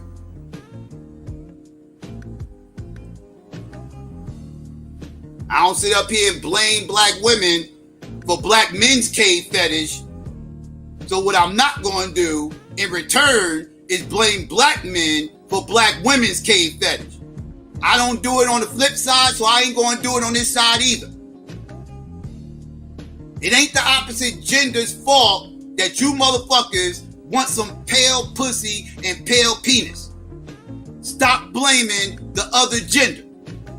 It's disgusting, it's weak, and it's fraudulent. And it's just a fucking excuse.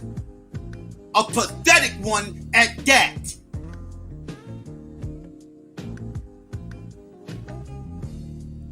Pathetic.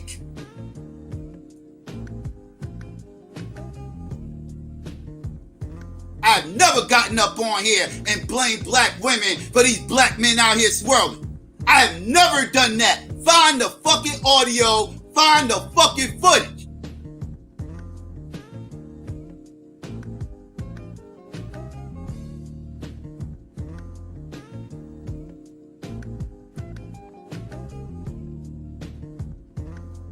So I'm not going to do that shit the other way around. I'm not going to blame black men for what the fuck black women do behind the scenes. They do what the fuck they want to do. Just like everything else. They going to do what the fuck they want to do. Independent of what black men think. Independent of how black men feel. They going to do what the fuck they want to do. Don't blame us.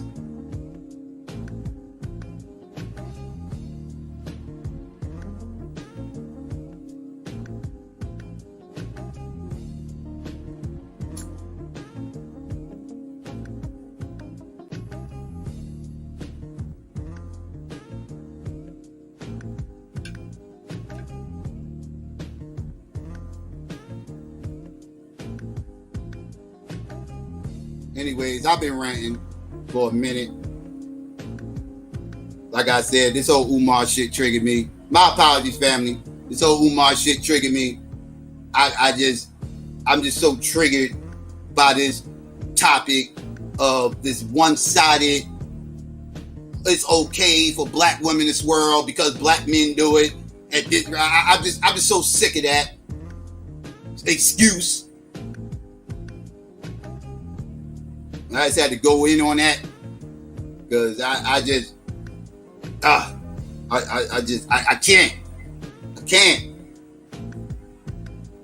I just ranted about how silly that shit is. I don't even want to get back into it. Start back up and shit. I'll be here for another 20 minutes. I'll go ahead and pass the mic.